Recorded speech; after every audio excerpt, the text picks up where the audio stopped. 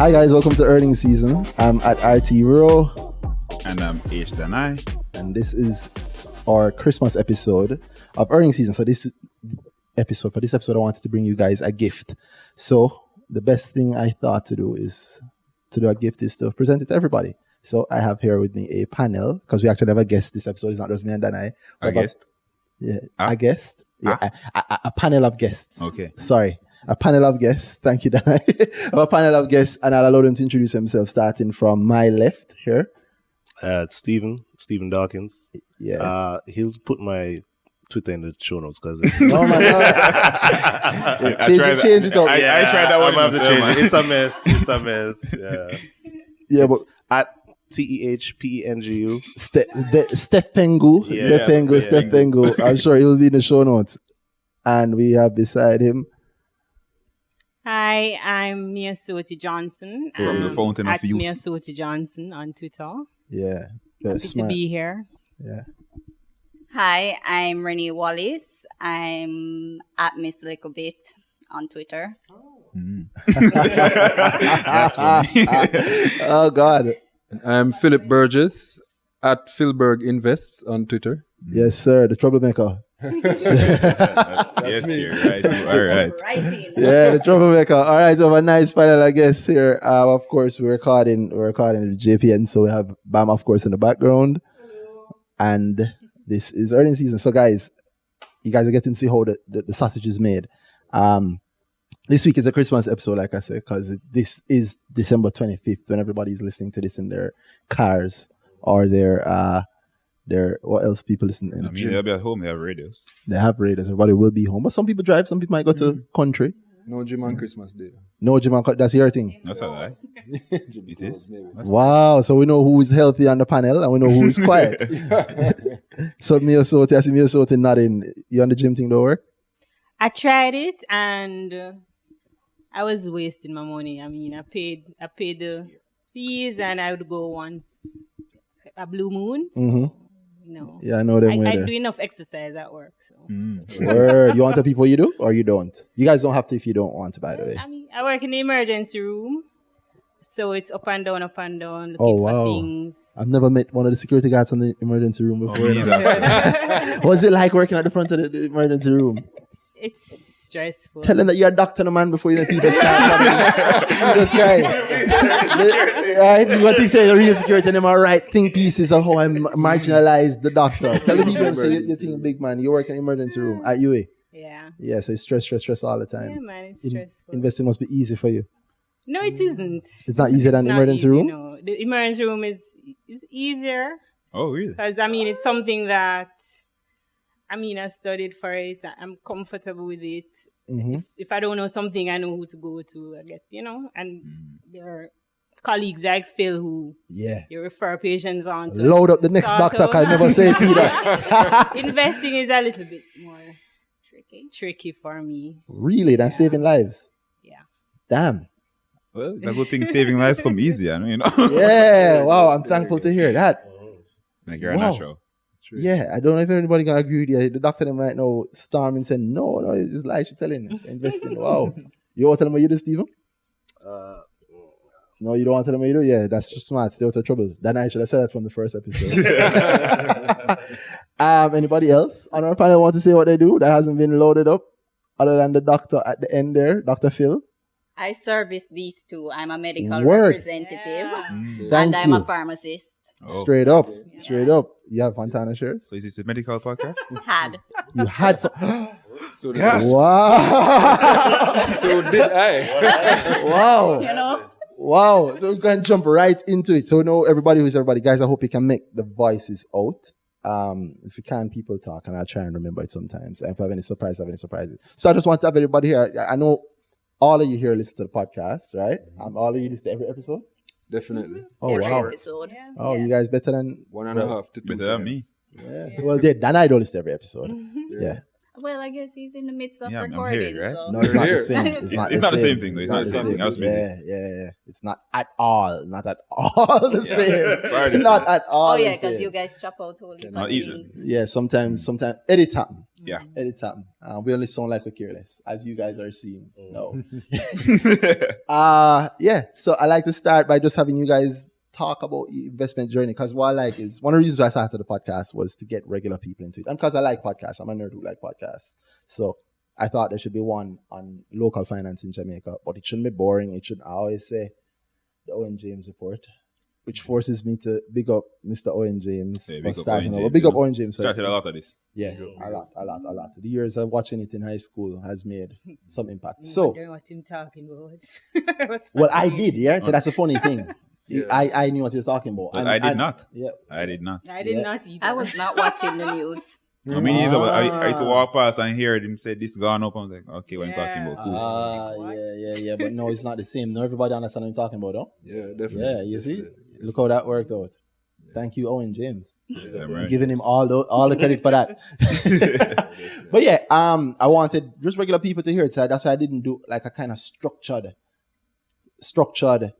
This is what happened this week. Blah blah blah blah blah. And not that there's no space for that. Big up Kalila. Kalila's been doing a lot Yeah, of that. So there, she's finding that nice mix where she is very structured and Yeah. media host-ish. You know, she brings it that way, and that's great. But I deliberately moved away from that because I want a podcast. I want regular people to hear it. I want the people who walk past the TV when the business news was on to listen to this and understand what it is, right? Because now everybody want to know about IPOs, everybody want to know about stocks, blah blah blah. But nobody not really consider and watch that. The news itself is a headache sometimes. It makes you sad. Yeah, I actually actively stopped watching the news years ago, and turns out it don't stop you from being successful or knowing what's going on or anything. Yeah, yeah, but I don't need to hear about every single murder. Right. Yeah, Which And- we're not hearing every single murder on the news either. I don't use WhatsApp either, so yeah, that's a great place to find out about murders. Yeah, or bakers, as I like to call them. Bacon. Yeah, but I wanted something fun, so I'm glad that everybody's here. Is anybody like an experienced investor? How long have you guys been investing?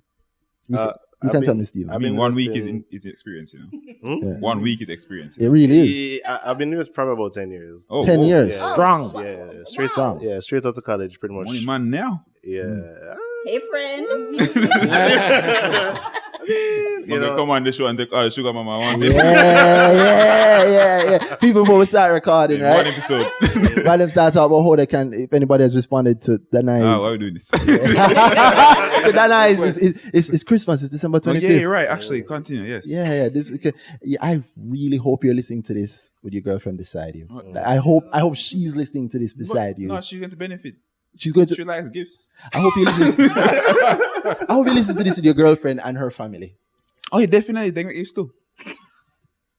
I wanted to This is a declare very that he's twisted digging way this hole here. on his own. Definitely. So the thing that he wanted was you can tell the people I'm not joining you. I down want a there. platonic sugar mama. So, yo, platonic, it speaks for itself. All the money, none of the Work. Sugar. no, the sugar. The sugar. The benefit is we talk about investment portfolio. We'll have a good conversation and work it out. Make some money so you can pay me more. Reasonable benefit. 2020, what a thing! Wow. You know, So, yeah, and no hits yet, guys. So, space is always open. There's a big vacancy still there. I really hope even- her family's looking at you. even multiple, right? Because I mean, Word, I'm just saying. Stephen. Ambitious. So Stephen, is it, you want yours to be platonic also, or There's space for many platonic and one with a little bit more. But anyway, yeah. It's been I've been investing about 10 years. But at the time I was just more me doing my own research and trying to do like a Warren Buffett and trying to figure out do some reading and see which different investors and try and develop a philosophy. But I was a little bit more selfish. I wasn't like Randy and Denai where I felt like I needed to tell people or talk about it. So for me, it was just me on my own for a long period of time. And then when I rejoined Twitter and I saw people are actually talking about investing, I was like, oh snap. Oh, I know you from Twitter now. Sorry. Yeah. yeah, So- Steph Pengu. Yeah, yeah. no, tell it to his face. You know what? He should have walked you out the road. I know you know. Yeah. So I mean, definitely very thankful for the earning season. Yeah. So I'm glad for that. what about your journey, me and Sultan? Well, I have my friend Kevin to credit for starting me. You want to big him up properly? Big up Kevin. Hey, let me tell you something. You see, women want to be very quiet, I said, unless I'm pulling up, big up Kevin. Yeah, right. About 3 Kevin go, yeah.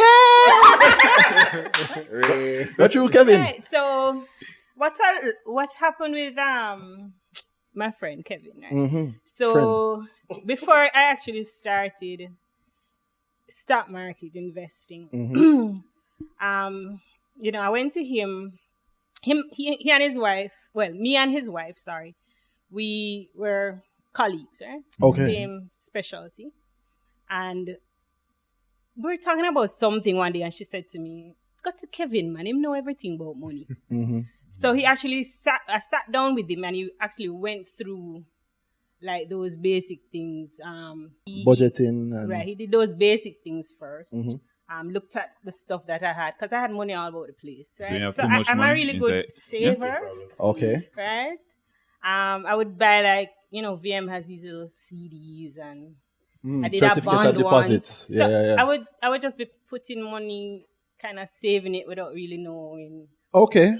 So you're like nothing though. So. Yeah. So you're like a lot of you're like what a lot of people are, which is we save. That's how we internet a lot. Yeah. Because I didn't know what the stock market was, and I was a bit afraid of it. Right. Years passed. I went away. I came back, and got back to talking with Kevin about. Because Kevin is my go-to for money issues. Okay. I trust him. Kevin is the richest person I know personally. You and his wife are still colleagues? Yeah, man. Straight She's up. my best friend. So I started July 2018. Oh, that's when you started to take it serious. Well, so Kevin, he was pushing took you? my money and just picked. Okay. He got, Okay. 5 companies for me, starting me on that. And after that, no. But Kevin is busy, so I knew I couldn't really be up and, pressuring him too hard. Yeah. Right. So I decided then, okay. So I put it on the JSE tracker, and I was tracking it, and I got really interested. And it's really good picks. I like that. Big up Kevin. Big up. There's a couple of things to touch on. Big up Kevin. Big up him for helping you start properly. Big up the JSE tracker. Right. JSE does have a tracker on their website. Now that you've mentioned that, I'm going to have to ensure that that's in the show notes. Thank you very much for that. Keep going. So after that, no, in, I would say, February 2019, that is when I really started to get more serious in terms of wanting to learn how to do it on my own, how to learn to do it for myself. And my sister, her, she introduced me to you could have big up your sister you guys. still. Big up Sammy. Straight up. Sir at the Layman's Doctor on Twitter. Yeah. Big up the Layman's Doctor. Right. Yeah, right. You start put it together. So don't want them come plan up for your mom step and go. Yeah. So she introduced me to all you guys on Twitter. Talking the world about of the it. money. Right. So that's when I actually started, reading, attending the classes. Which classes? Big up my little class. Big up my little class. Big up my little class. Big up Simon, Guru in Training. Big up Randy. Thank you. Grower. Yeah. Big up Mark at Mark Gale. You paying for this? It's not free property, I didn't get to go to David's. I missed that one. Yeah, David had one. Maybe we should keep another one. Right. Yeah, And big David up should keep Dervoid. another I had when he had his stream. Mm-hmm. So, because it helps when for me, when I get exposed to different things, I get to see the different aspects of, I guess, building a portfolio, building a strategy. So that's what I'm trying to do now. Get to the point where, okay, I've been exposed to all these different ideals, value investing, etc. So it's just for me now to choose, to decide what I want, Set your goals. set my goals, and then from there work on my strategy, my philosophy. But you came to my grower class, the second one, maybe? When did you come to my grower class? I came to your first grower and your first advanced grower. That's true. Yes. You were there. And I did one of your What's it been like? What's it been like? You did one of the IPO classes, right? I should you see how terrible I am at business. Let me pick up myself. On this. People, you don't know what grower is. Check the show notes, and there's definitely something there. But I'll give an explanation for it. Grower is me doing a class, a lot like the podcast, meaning broken down very simply. How to get started investing, how to understand the thinking behind investing. So it's for regular people. It's not for people. It's for people who hate maths. I say that all the time because people refuse to believe that I hate maths. Then I don't hate maths. Then I like Mr. Numbers and get it from the jump. But I grow with that Jamaican fear of maths and I'm so good at reading. I'm really, really, really good at reading. Yeah, but life put me in a path where eventually you realize that everything is math. Math is everything, and you get used to it, but you don't need it. I can get in trouble for this. Sorry to have you guys on a podcast and get in trouble. You don't need to love math in the way that we think about loving maths or being like a finance person to invest well. Agreed. And that's what I try to bring out at Grow. So I'm glad to see that you started, but you talk about it and say you still work for your strategy. You try to find out. Yeah, I'm to be honest, I still am, because I don't think I'm at the point where, how do I say this? But I'm confident in reading about a company, like doing the research and finding the things that would make this a good investment. I don't feel confident in that as yet. Because like sometimes you say you feel things, or like you might find something but you're not sure. Right. Yeah. Welcome to investing. Even sometimes no, I feel that way sometimes. Every single time, still. Yeah. Years, and I still, I'm not sure. Yeah, and I still want to talk to about people all the time, but who you going to talk to about it? Yeah. Worse if you're me. Phil know this all the time. I complain with Phil all the time. Say, yo, Phil, I don't have a Randy to go to. Yes, I don't get to. All right, so you would have known. Who'd have known when I talk about Blue? You'd have. What was the company that we covered at the very first Grow? No, in terms of it was the one tip. Where. Let's not say tip because I'm not going to get in trouble or I'm not going to jail. But it wasn't a tip. But we did spend a lot of time. I did explain like how I think about something and how I figured out why. I explained I pick fully.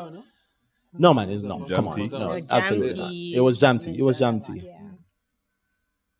And jam tea was about what, $3 something, $4. $4. Yeah, 3, 4. Yeah. I know what is jam tea? $6 plus. $6 30 cents today. So you know who owns jam tea. You know who Phil. So you guys have an idea who Phil is. So right by now, so all right. So if you're a real fan of the podcast, you understand how to do something on the podcast all the time that I don't say. Right? I say things that people want, but we don't spell it out, or we don't say that we say it.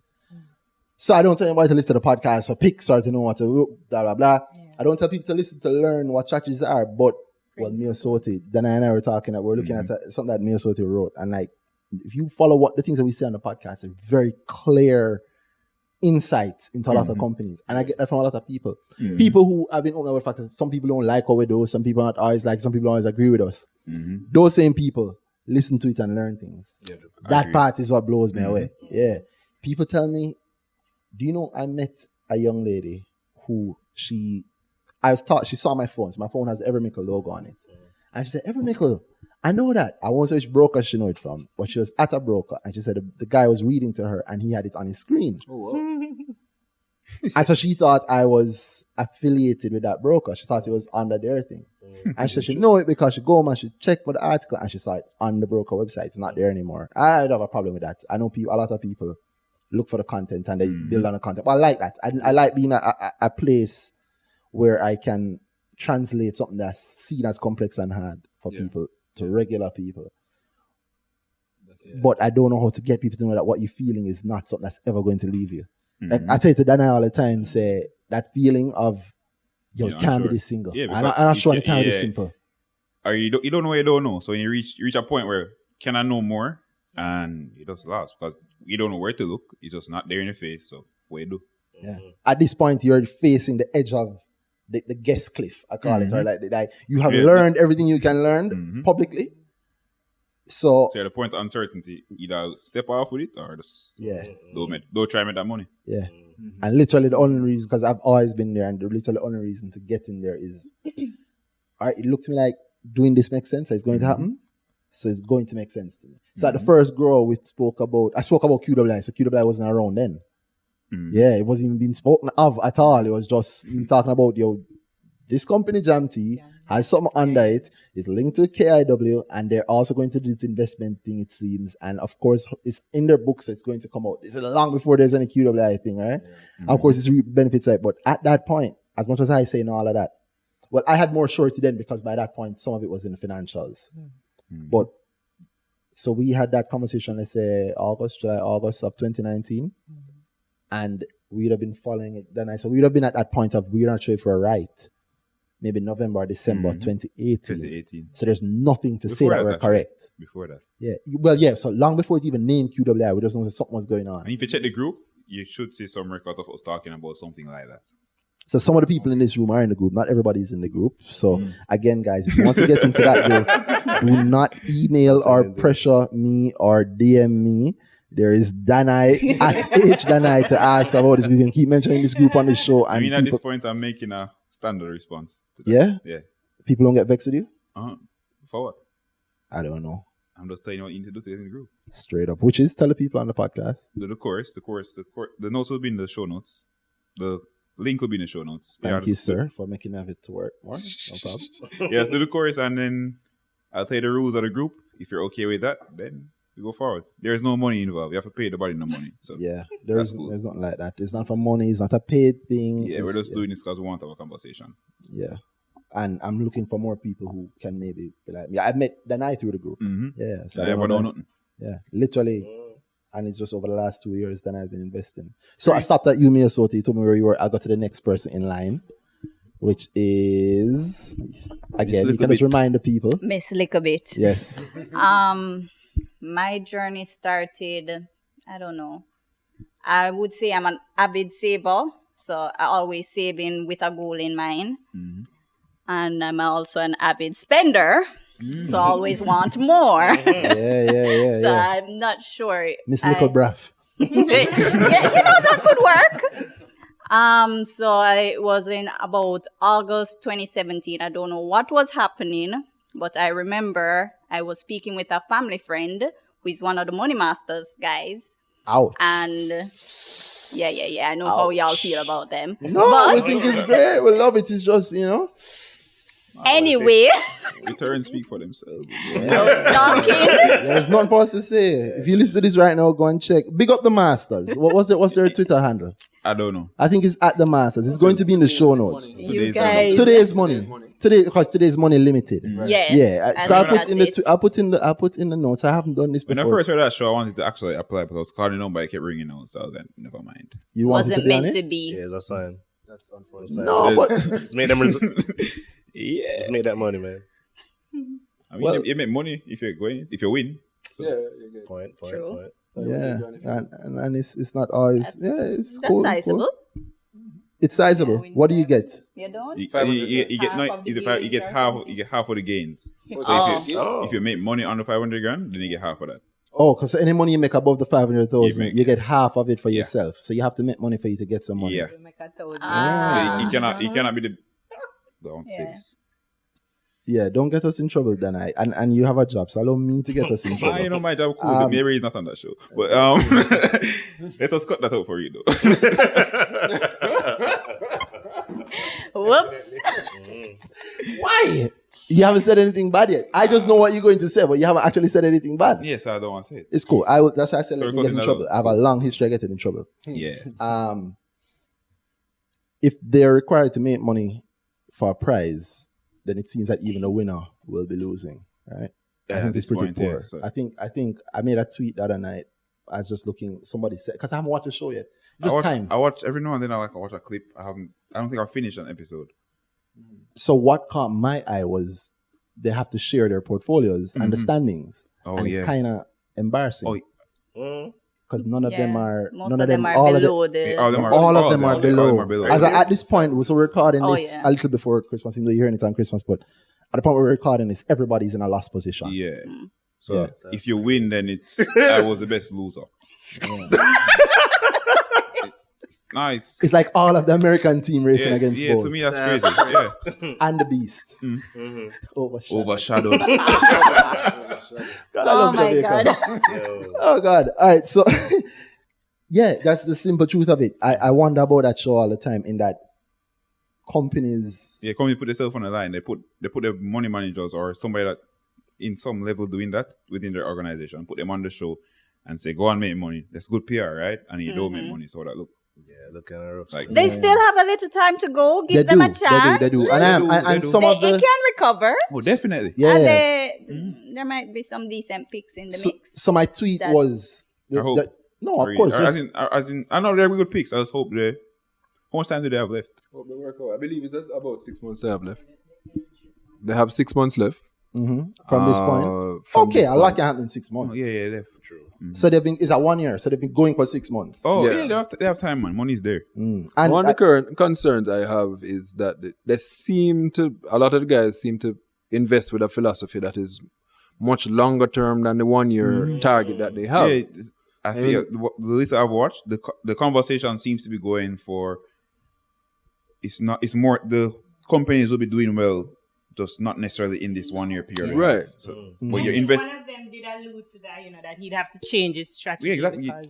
Because That shouldn't be. Yeah. It shouldn't be changing your strategy Yeah, halfway. man. Your strategy should be in 1 year and Chevron. making money. which one Right. of them said that they had to change their I strategy? don't remember what Minnesota? I can't company, remember which Chevron? one. Chevron. I've met him. Chevron, Cool guy. I yeah. met him when I did Khalila's show. I was talking to him. I remember I had a conversation with him about Jam Tea. Cool guy. He can tell. I don't know if he's still with where he is because the guy I met, he was two of them from that company, and I don't think one is at that company anymore. I think he's moved on as a broker. So I don't get myself in any trouble. Big up Chevron. I like his stance in terms of where it is that he's going. But it'd be good if his portfolio was reflecting that. But realizing the need that you have to rearrange your portfolio strategy towards the goal target is something that is good. Yeah, And it's definitely. sort of thing that, well, you've been to grow, so you've heard me say that from the jump. Any investment you're doing, you have to start with, what do I want? What do I need? What is my goal? So like both of you said that you like saving, but you save towards a goal. I know you, Miss Little Braff, you said you have to save towards a goal, but it doesn't change for investing. End of the day is the value that you want based on how much time you have and what you have right now to put it into, right? So I say it's a little embarrassing to look on the show because they knew the rules going in. Yeah. So why 6 months From in the do you jump, need they to know the change, constraints. right? So I made a second tweet some time ago before that my portfolio, my pick would have been Yeah. what was it? Compulsory and Jamaica. Because they have One a of the- compulsory rule. So I'll give them that. There's a compulsory rule that I think you have to fixed income for at least 20% of the portfolio. 20 or 10% has been Yeah, fixed 10 or income. something And that's a like that, hit. And but that's that I see how that adds a level of complexity to the game, which is cool. I like that level of complexity. But regardless, the equity part of their portfolio, the stocks part of their portfolio should be more than capable. Yeah, of, because things have been performing in the period of time. So yeah, literally. So I made a tweet at the time that I think at the time that my pick for it would be JP. Yeah, I said, here's my master's mock portfolio. And it was that I would put whatever I could in JP. I did that in November 14th. So I just wondering what it's worth now. I can't help myself half now. You guys can go and talk while I check this. In November 14th, I had to pick JP. These guys are still in a last position. And JP Jamaica would do? producers would have given us, that would be, was Jamaica producers, while we have the people, we don't give them dead air. Phil, since I know Phil know all this stuff, Phil, what does Jamaica producers do for a living? Jamaica producers is don't say they produce. primarily involved in the agricultural industry, including distribution, but a large, I think it's about 35% of their business has to do with logistics. Kingston Wharves. They own a large chunk of Kingston Wharves. I think it's an old company, no? It's a pretty old company, and so I think over the years they just diversified out because I know they had some juice thing that they're doing in Europe UK, as well. In the UK, in Europe. but not have. Have. Which is doing really well where it is. Yeah. Matter of fact, go ahead. What we know them for is, Jamaica, banana chips. Banana chips. They own St. Mary banana chips. And Banana chips. the banana industry itself. Yes. So they started agriculture and they moved into the connecting parts where they then produce it. They actually have banana chips from the bananas they produce. They sell bananas. You see the banana boxes on the road? Yeah. You see the JP stamp on them. Yeah. So they actually do bananas. They do some farming, but I don't want to get too deep analysis. They have to diversify away from that, no? Because but they do it in an interesting way. So they have a lot of land and they lease it. And what they do though, if you're a farmer, you want to plant, you don't have land for yourself, you want access to land and want to farm, so you go to JP, you talk to them, they give you a plot of land to farm, and then they will buy that produce from you. The mother farm model. The mother farm model. That's kind of what what's the name, Azan and MLC. Yeah, definitely. So Uncle Michael. it's coming in popularity in Jamaica. You see a lot of that coming about with cotton. CB was going into it. I think Jamaica Brothers had a little thing they were doing with it. I'm not sure that it worked out for them or they're doing it now, but JP had a lot of that. They do a lot of that now. So JP has a lot of land to lease. If you want to get into farming, talk to them. Yeah. I think it's pretty interesting that recently, like, as I said about Azan and Uncle Mike, that these big players are getting into agriculture. You know what I'm saying? Mike been in agriculture. Yeah. Oh, yeah? Yeah, he has. He owns he's either the third or second largest individual coffee farmer in Jamaica.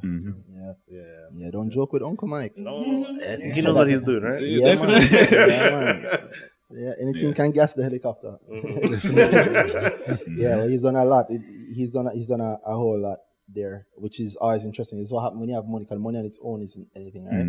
It's one of the lessons that we've learned, or I'm still learning. The money on its own, though, I mean, pile the money up and look at it, it can't do nothing unless you're spending it. And if you spend it, it's gone. So you literally have to invest it in something that will push it. Bring in more money. And at their level, it only makes sense to kind of help people. It definitely only makes sense. They make money with you. Jamaica makes money with them. So you know it's at every level, though. You're right. It's just impact. Their impact will be greater than mine because my money. No, but you're on this podcast. Think about that. Think about that. Yeah, well, I'm talking about when my money is spent versus when their money is spent. Well, you put time into this podcast with me. True. Yeah, and that there are people I know for a fact who have made money from listening to this podcast. True. And you've shared what you know. Before that, you weren't talking. You said at this point, I don't know which episode is which, but I know in the past you said, like, when you started, you weren't talking. Kind of like what you said, Stephen. When you started, even I always talked to just my friends or people around me, but I wasn't really pushing it big like how I'm trying to push it now. So it make a world of difference. Yeah, man, Uncle Mike follow. Yeah, all of us guys really, the helicopter crowd really. I joke. I don't know much about the helicopter crowd. I sit in the sky like everybody else. But I did interrupt you, Miss we've been on this rant. Yeah. So you feel the Tangent. Welcome to the tangent. Yeah, that was a tangent. My word, a tangent and a half. Yeah, at Advanced Grow, she also served as a tangent police so that I wouldn't get... Right, and I wasn't a good tangent police because Randy likes tangents. But back to what I was saying, one of the Money Masters guys, we were coming back from a bay and I was saying, I don't know why it was on my radar, but I was like, I want to know about stocks and these kind of things. Like, I really need to understand this. And he started, break it down for me. I have an obsessive personality. So after he gave me a little breakdown, I started to research and everything. I think after I researched, I came upon everymickle.com. Pick up that website. Right? And, there's something there that would say, follow him on Twitter. So I start following Randy on Twitter. Shortly after, Wisynco IPO was coming out. So when I saw this, I was like, oh my God, this is a sign. This is a sign. I was also getting my partner draw. So I'm like, you see, everything is coming together. I'm supposed to get into this thing. Young people link up the previous story, them where people with them partner draw into Wisynco and don't do that. So yeah, so that's what happened. I started with Cinco, and I held that till this year. Oh, I wasn't really Babe. doing anything. well, that's the beauty of stocks. You don't have to do anything. Well, yeah, I Other wasn't than doing pick anything, right. but Wisinka also wasn't doing anything. Word. Really. For a long time, we Yeah, think for a stayed long- at like yeah, it was just, $12 you know, level. man, Yeah. yeah, so it wasn't really doing anything. I had a wedding, so I nyam out some more money. So now I'm broke. I'm like, okay, back to the stock thing. No, we're broke. You mean you're married now? So Right. We're not really broke. But you know, Right. I'm like, that was a lot of money that was spent, so I want to make back some money, and I want to make back money in a reasonable time frame. yeah, man. So I started to get back on my research and everything. I think I reached out to Randy on Twitter as well. And then shortly after, I went to the first grower. And yeah, from then I've been, quote unquote, actively investing. Yeah, Okay. and that is my story. Has it worked out well? Kind Do of. you still have the Wisinko? Well, you see, what had happened was... Oh, no. I think I know what happened. This is an interesting story. I sold my Wisinko. And then after I sold it, It flew. it started to do this nice upward dance. And I was like, no! VMIL. Yeah, that also Oh, yes, I stagnated also for like a had that year. one too, that I sold. same And time then too. after... Yeah. Yeah, I'm crying. I'm crying. This is me Yeah, crying. FOMO is like the biggest part of investing, the fear It's of sad. missing out. Yeah, It's but that, really but sad. you have to just ignore that. Yeah, we spoke about that, actually. Yes. Mm-hmm. And You you need to guys just talk ignore about that. a lot of strategy and all those things. And that's what I, love A about huge- the podcast. A huge realistic strategy is literally just ignore that. Yeah. Because you have to set it hard, but you literally have to set it. All right. Can you go back in time and stop yourself from selling it? Nope. All right. Then that's it. Boom. You literally just have to take it that way and move on. On the, which episode was it? The JMMB episode with Kwame. He mentioned something that I know resonated with a whole heap of people, that the emotions are part of the Yeah. Huge. huge part of it. And I never thought, Dan and I talk about investing all the time, but it's almost second nature that we do it. That I never thought of how actively we sometimes have to step back and just, okay, it's not working. Go. Blue Power.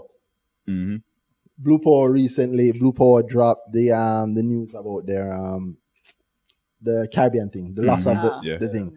No, the impact of the business isn't that big per se. And I think they have some background moves to it. And if you put in context of my life, me Randy's life, I would have been hooting about how great Blue Power is up to a couple of months ago, because I expect them to come on the lumber. It's up to weeks ago, as a matter of fact, because I love them right up until the lumber. And I also believe personally that Blue Power have a whole Blue Power. I don't think that it's, well, I should say what I think. Blue Power, in my view, has a whole heap of value coming into it, right? And if you look at Jamaica Teas and QWI, you get an example of how value from one company can be pushed into another company, regardless of what that company does, right? So, for example, QWI, 1.2% of QWI goes to Jamaica Teas And every year as an annual fee, no matter what. That's cash coming in. So even if you think QWI profit not real, although we don't know QWI's profit yet, but even if you think it's not real, Jam Tea is going to get 1.2% of the entire QWI every year as a fee. So as it grows, Jam Tea naturally grows. They give themselves a separate dividend, not to count the fact that they already also own QWI, right? And hold the shares, right? You look at that, you see that kind of example. Similar example with Berry's MIL and MIL-ING, right? So there's benefit there to the company. I see the same thing with Blue Power and Lumber. Lumber does well. Blue Power owns a little piece of lumber, plus it pays lots of fees to it. But the public expects that bad things are going to happen to Blue Power very quickly because of the ruling against them with the 20, which affects 20% of the revenue, right? I don't know what percent of the profit that 20% of revenue is. Because you can't straight line it, because their export sales might be higher margin than their regular stuff. Point is, love the company, really excited about how they put together, love what they're doing, read the story, enter J Trader, sell everything immediately. Literally, yeah.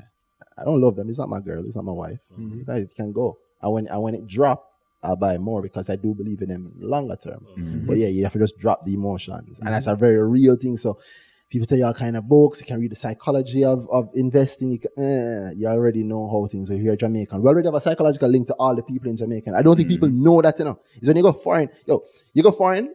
Well, I mean, America, no. Couple gunshots go off and they've been trained in what to do because they seem to shooting themselves up seems to be a pastime. But we're in Jamaica, so we can't say anything about it because we do it too. However, in Jamaica, you hear a gunshot and everybody move the same. Matter of fact, you step out of a store and two brothers run past you and a woman run past, may I run to them and find out what that natural hurt instinct that we have for other Jamaicans is not a joke thing and it's in every single thing. So I'm not going to wait to hear an analyst in a house convincing boss to publish this, to say that Blue Power might have something. From the headline come out and people understand myself, I'm good. I don't need it. When it comes to investing, I'm a wagonist. Unless it's my company where you see my face in the prospectus. Sorry. You see, well, I shouldn't say that. Yeah, it's true. Big up the lab. But unless it's something that I have a deep interest in like that, or say me bringing this to market, I don't care. Sell it. And if you see me bring to market and I sell it same way too, follow me. If you see me running, run too. Yeah, that's literally it. Just bring it up. You don't need anything other than the innate sense that you already have in Jamaica. So yeah, I did want to say though, based on the point you make, because I never want to give the guys on the masters too hard a time, because I did say that my masters pick is JP, Jamaica Producers, and I made that pick on November 14th. I made that tweet November 14th, I said? Yeah, so November 14th I made that pick, and on that date Jamaica Producers would have been, well, I made it in the evening, so the next day, you bought the next day, the $24.11, and Jamaica Producers as of today is $23.32, so that goes to show me that I shouldn't run off mine more. Picking is not that easy, right? Yeah. But let's see what happens in the next 6 months. Let's see if it's ahead of $24.11. It's a good little thing for me to remember, to check. So let me put it in the show notes right now, what the price was on November 15th, and we can see how it stay when the Masters thing end. But I suspect I know how it's going to end. I suspect I know how. I put so much into thinking before I say nothing. Right. About any picks, and the pressure on me is heavy too. Yeah. So I suspect Jamaica Producers is going to do a lot. It's going to be worth a little bit more than $24.11 in 6 months. But we'll see. Who knows? Maybe I'll win it from afar. maybe. That emotions point though is something that's very important. My example of that in terms of an individual stock is actually NCB. Right? Everybody loves NCB. Everybody recommends NCB. Big up NCB. Big up NCB. Yeah. And I agree with that, right? I agree. NCB is a great company, still undervalued, still has a far way to go. I'm not a licensed financial advisor. I like that. Welcome to earnings season. This is at RTO and Philberg Invest. However, I bought NCB, held NCB for a long time, said, NCB is my bellwether, NCB is the basis of the portfolio. It was my largest percentage holding for a long time. And it actually went up to 240, came back down to the 210s region. And my investment philosophy changed a bit. My targets changed a bit. Needing to make a little bit more money in a shorter time than I thought NCB would be appreciating. And I say, hey, actually I had a conversation with Randy. I would say, if you expect another stock to move faster, higher, in the amount of time that you want it to, or that you need to make money, then why are you holding on to this other stuff? Exactly. It's not your wife. It's not. You have no commitment to this stuff. It's all about making the money. Yeah. And selling NCB, I completely came out of NCB at 208, and that was a while ago. That was probably a month ago, and it's actually still. I could actually go back into NCB at this point. Look at that. And remember that this doesn't include the dividends that I would have gotten over the year. and a half that I held it. So, you know, it's very important that point about emotions and controlling those emotions is it can be a moneymaker. As you speak about that, Phil, I'm in that same position now in the last couple weeks. It just I don't know. Sometimes I feel like I'm really slow because I've been feeling that with a certain stock I've held for a long time. I was building up Carreras. Don't shoot me, guys. Yeah, big up Carreras. I used to work with. Big up. I mean, it was more like Carreras actually have a nice go value right now. And if you want to hold it for years, it's actually not completely bad as I speak right now, in my unprofessional opinion. No stock is bad. No, That's a lie. some of them bad. GWS. Some of them Some of them bad. bad. Some of the GWS not bad. GWS going through trouble, but I don't think them bad. Okay. SRA, I don't know what's happening there. Minus Yeah. those two. Yeah, SRA, I don't know what's happening there. I used to think SSLVC was bad, but now they're going through their rework. So yeah, that's pretty good. Big up to them. That's a good point there because there are a couple of stocks or something that I've learned even just listening to the podcast because I was pretty biased against certain stocks. I wouldn't even look at certain portfolios, but then some of the companies I wouldn't even look at, you guys have mentioned and talk about being good. So it's opened my eyes like, hey, you really can't, if you're trying to make money, you can't just be focused on or be biased. You have mind to read. mentioning which stocks? Well, it was for you guys. It was Blue Power and when QWI came out, I was. Oh, okay. So why weren't you looking at them at all? I just wasn't very interested. I was like, I was selling some soap. And I was like, what's the big? You know what I'm saying? No, that's good. And then we wash clothes every day, though. True. But even all right, like on the last one, Ryan was talking about was it 138 student living? Student living. Yeah, correct. there's another one that I didn't even look at. You understand? But and then because it's like, oh, what's going on there? It's like whatever. But then when somebody's breaking it down, like, oh snap! If I really looked into it, if I'd done my due diligence, then could have made some money. When you said due diligence, you make the people feel like you just have to know them though, Or know and them, think yeah. about it differently. Literally, think about it differently. You touch on something. Finish your story. Finish your story. No. So it's just to like you can't be biased, and you have to take some of your emotions out of it, and just really look at the companies for what they are and try to make some money. And I've actually opportunity cost. I've lost out on quite a bit of money from having that. Me too, but guess what? Money I would have made and lost hurt me, but money I actually lose hurt me more. So yeah, you don't. There's some pain in missing a boat, but there's always another boat. There's always something else. We often forget why we missed it. Like we look at it, we never understood it enough, or we just look past it. So when somewhere we're more comfortable. Yeah. Imagine investing, you never understood really. Because you hear Dan and Randy talk about it, you go do it, and then we lose money on it. Then you feel worse that way, right? So better miss it. Boy, I lose that money, but guess what? I was comfortable here. And use that as a lesson why I should look more into that. What was good there, what actually happened. So you can be in the future, you can look and say, maybe something can go on somewhere else. Exactly that. Exactly. Think of it like how many people complain that they missed a flight that ended up crashing. Everybody's like, yo, right? And you get the lesson from that, right? But unlike with that flight, with stocks, you can actually learn a reason as to, you can go back and go, yo, why did it crash? And learn from that, and that thing can help you to make money. It's something we always say, always know the why. There's always a reason. Yeah. It might not be a grand reason, it sound nice. Yeah, it don't have to sound fancy. Something happened on the market, it happened for a reason. So you can look into that and you can start figuring out in the future, or this look like that thing that happened before. Maybe it's the same thing. You do your research, and if it's the same thing, then opportunity. Yeah. Or if it's something bad, you know, Then, say, yo, there's no reason I to missed jump that into one. this. Yeah. Yeah, don't mind it. I don't mind. I've missed lots of stuff. Imagine me. Yeah. Big up- I even know it's so funny. I didn't buy Select MD. That's currently down like 20%. Yeah, that's a bullet I dodged. Right? Same. But, okay, there are bullets every day. And at some point that bullet is going to shoot for the moon, and I'm probably gonna jump onto it too. Yeah, because I don't love or care about them like that. It's an opportunity. The only thing that matters to me when investing is my goal and my money, and that's something that should matter to you. Yeah.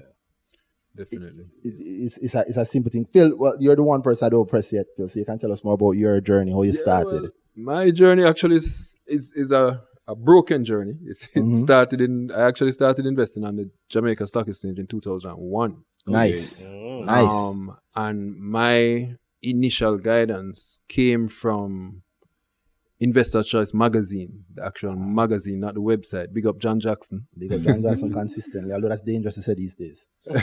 True. And I remember the first IPO I participated in was actually JMB. These yeah. IPO. I remember they sent out these orange pieces. It's like cartridge paper, then print on it, and it had the price, and it's printed big. Yeah, I remember that as a child. Yeah. I was ending high school then too. Boy, you're You hear these older. old guys? Yes. Wow. I was ending high school around then. I remember that printed a bright pink piece of paper that you can get in the pharmacy. Yeah. But that was it was back then, and it just had like the details on it. It was like a poster, like you do like a birthday party. That's what it was. Exactly. But it's Yeah, such a far way we've come. Yeah, I was an intern at the time, actually. Yeah? Yeah. Nice. Nice. So you're making a little money back then. So I was making a little money. I had things like, I remember stocks like D&G and Lascelles, them a card on them. Them old man stocks, right? Yeah. No, some people paid off D&G up to the last time they left. Yeah. I know people that still own D&G. D&G? Yeah, I know people. Oh, well, yeah, and they're still, Guys, if you've owned stocks from a long time, here's a gem for you. If you own stocks from a long time and your parents used to buy from when you were little, go and ask them for those papers now. Yeah. Go and look it up, go and dig it up. The paper is worth money. And it might be worth a lot more money than you think it is. That's money never worth. Definitely. Yeah. Definitely. So at the time, I was in stocks for a couple of years, and probably I would say I made some mistakes in terms of overextending myself, and between my wife and I, we decided, we're going to step away from the stocks thing. And I came out of it completely. Funny enough, she kept some of her JMB shares from back then, from the IPO time. Ooh. And I didn't get back into investing until, I'd say about 5 years ago, I started to read again. And just in August 2017, I started investing again.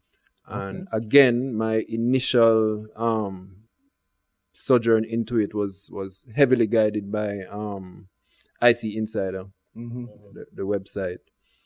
And I would say, I can't remember exactly when, but I came across everymickle.com, actually from the newspaper articles. The Observer. Big up the Observer. In the Observer. You know, so Bridget, I know you from that.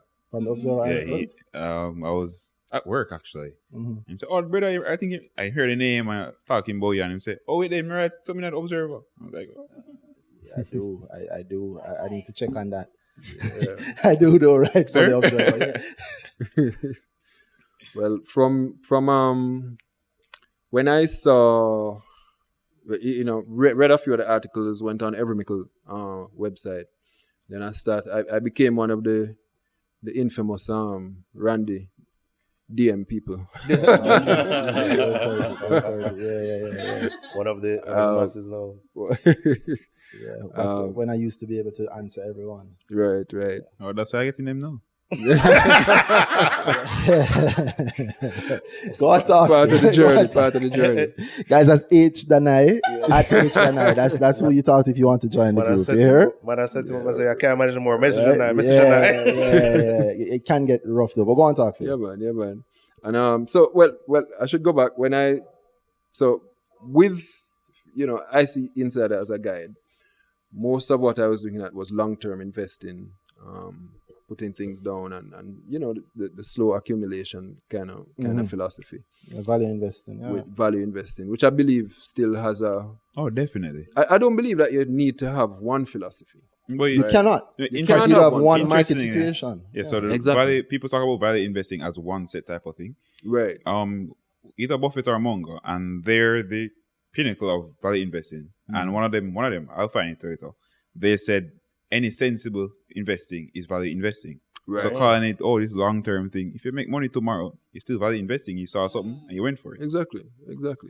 Well, Brendan tell me that I'm a short-term investor because I assign a date to my investments. I put an end date on my goals. Yeah, maybe I'm paraphrasing. Maybe I get it wrong, but it's a weird thing to hear. It was a weird thing to hear. To me, it just makes sense. You go for the value. Right. Investing is just like you're looking for an increase in value. So, I don't know, but yeah, I don't not value investing is the best way to invest. Yeah, I'll tell you that value investing is the best way to invest. which is why the guys who have the most money do it, because it almost removes all of the uncertainty. It's like, yo, over the next 5 years, I must make at least 7%. Yeah, just do it sensibly. Don't make 5 years I can't really get... if 5 years is your goal because you don't really understand what's going on, then that's not real value investing. If you're saying in 5 years it will be worth more, then you're value investing. I think the real thing with value investing is just to cover the downside risk, So it's like as much as possible, So it's like you try and get in where you see a lot of value. So that's why it makes the most sense. But I think problem is that some people, as you guys point out pretty regularly, they just equate value investing and long term with just it will go up, it will work because it probably will. It probably will. Yeah. But I mean, when? That's the question, right? That's the thing, value investing. Like I say, it's the best way to value invest. Like that's what Buffett does heavily. The best way is I have $3 billion. I can guarantee myself 7% off that at minimum over the next 3 years. Right? I can guarantee myself 7% each year over the next 3 years because I've seen that the intrinsic value of this company I bought is here, and I know what their plans are because I own so much of them. I'm probably not on the board. Have a good idea. That don't work for you with 10,000 Jamaican dollars, right? You're going to make 7% over the next 3 years. And it does work, You're going to make the same percentage. You're going to make 7% over the next 3 years. And if that's cool for you, then go ahead and take your $700 before fees. I'm not knocking that. But I will knock telling people who need 100 grand to become 150 grand in a year to go, oh, come and let me show you this thing. And what you're showing them is value investing. Because not only are you, I won't say lying, but you're pushing them in the wrong path, but you also poisoning them to the space because you're going to get what you guys talk about. I bought this and it sit down for me in a year, right? And then when you sell it is when it go up. So not only am I vexed, but double vexed now because as I leave it good. Why didn't you know this, right? You're just done with stocks. You're just done with stocks. Like you say, you and your wife, you say you stopped. You actually stopped investing. Imagine that.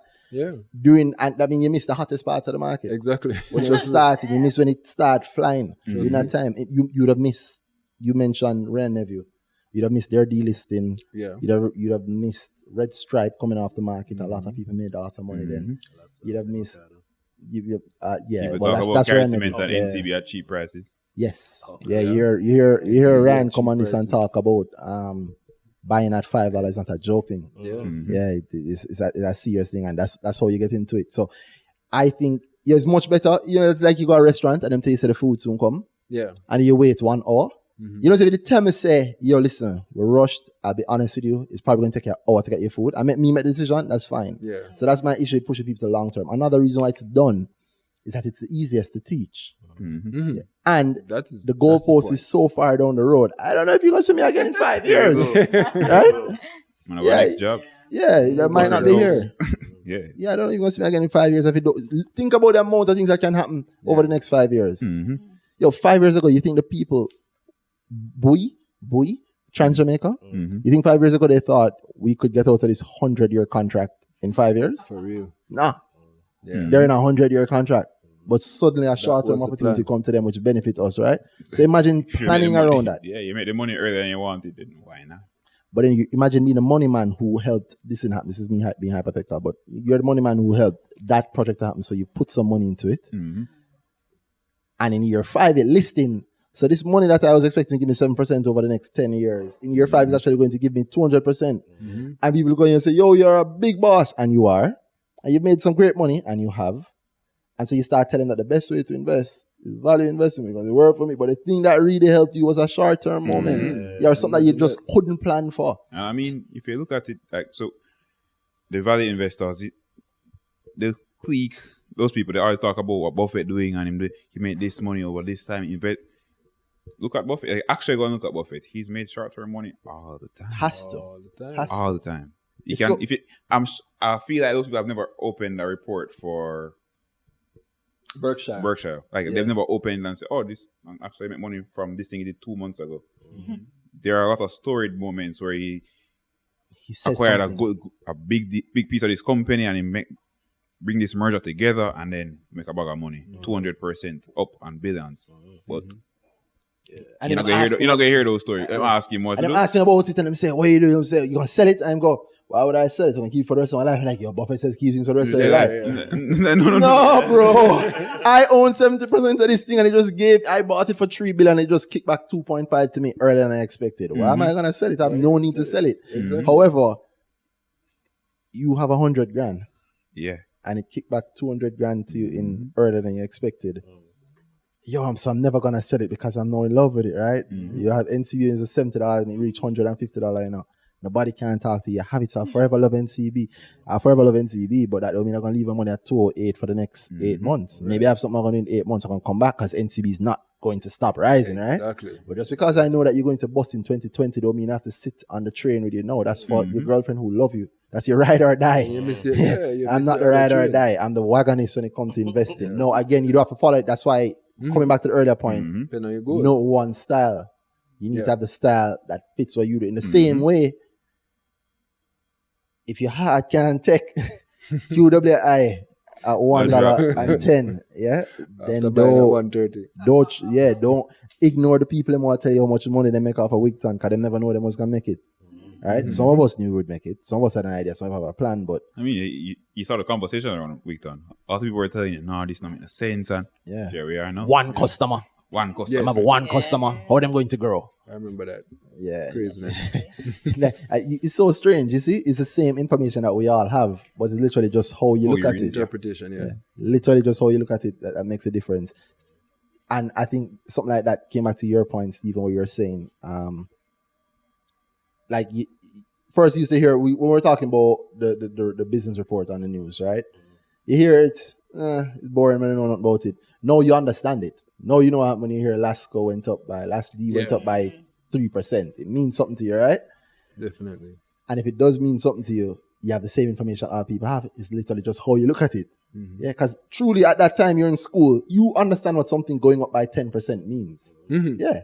And if you think about it, you probably know what shares mean. Yeah. And so, if the shares go up by 10%, you mean that your money's worth 10% more. So you really did not understand it.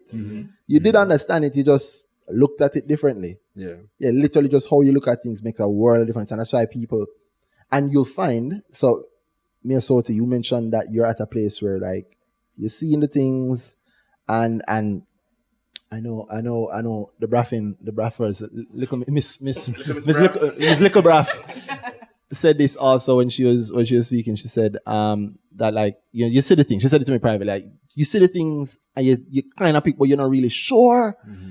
And so you're looking for the thing to be sure, right? And then sometimes the thing where you pick, you see it flying and say, "Man, no, it should not going on." And then sometimes flying and you say, "Yo, man, should I still buy it?" Yes, sir. Tell us which stock that is. Say it. No, I don't have a stock. It's You've had that moment many times, right? Yeah, I had a list of stocks that I wrote down in February. Yeah. And that was in the broke moment. Yeah. And I just wrote them down and, I wrote down the correct prices and I was watching them. And I want to say if I had 6 of them written down, 5 of them moved significantly. And I was like, but I didn't get to buy it. Wait, what I mean, though? You mean you're good at this? Yeah. And this was before you did grow. Before you met me, this before you did any of that stuff. Okay. I bought at least 2 out of it. So tell the people I'm gonna listen. Think about this. You used to listen to earnings season in your vehicle or in your ears when you're working, wherever, or on your phone. And you're like, why didn't those say which stock? I bought Fontana. You bought Fontana? I bought Fontana at 3 something, I believe. Same. Yeah. I also bought Signos. That might have been some Randy influence, however. Yeah, don't blame me for your good decision. Randy said. Those are 2 of the ones. Wow, yeah, what other 4 on the list at this point? I want to know. If you can say, if you wish to say. But I'm not giving you. One was JMMB. I saw it at 32, I believe. In February?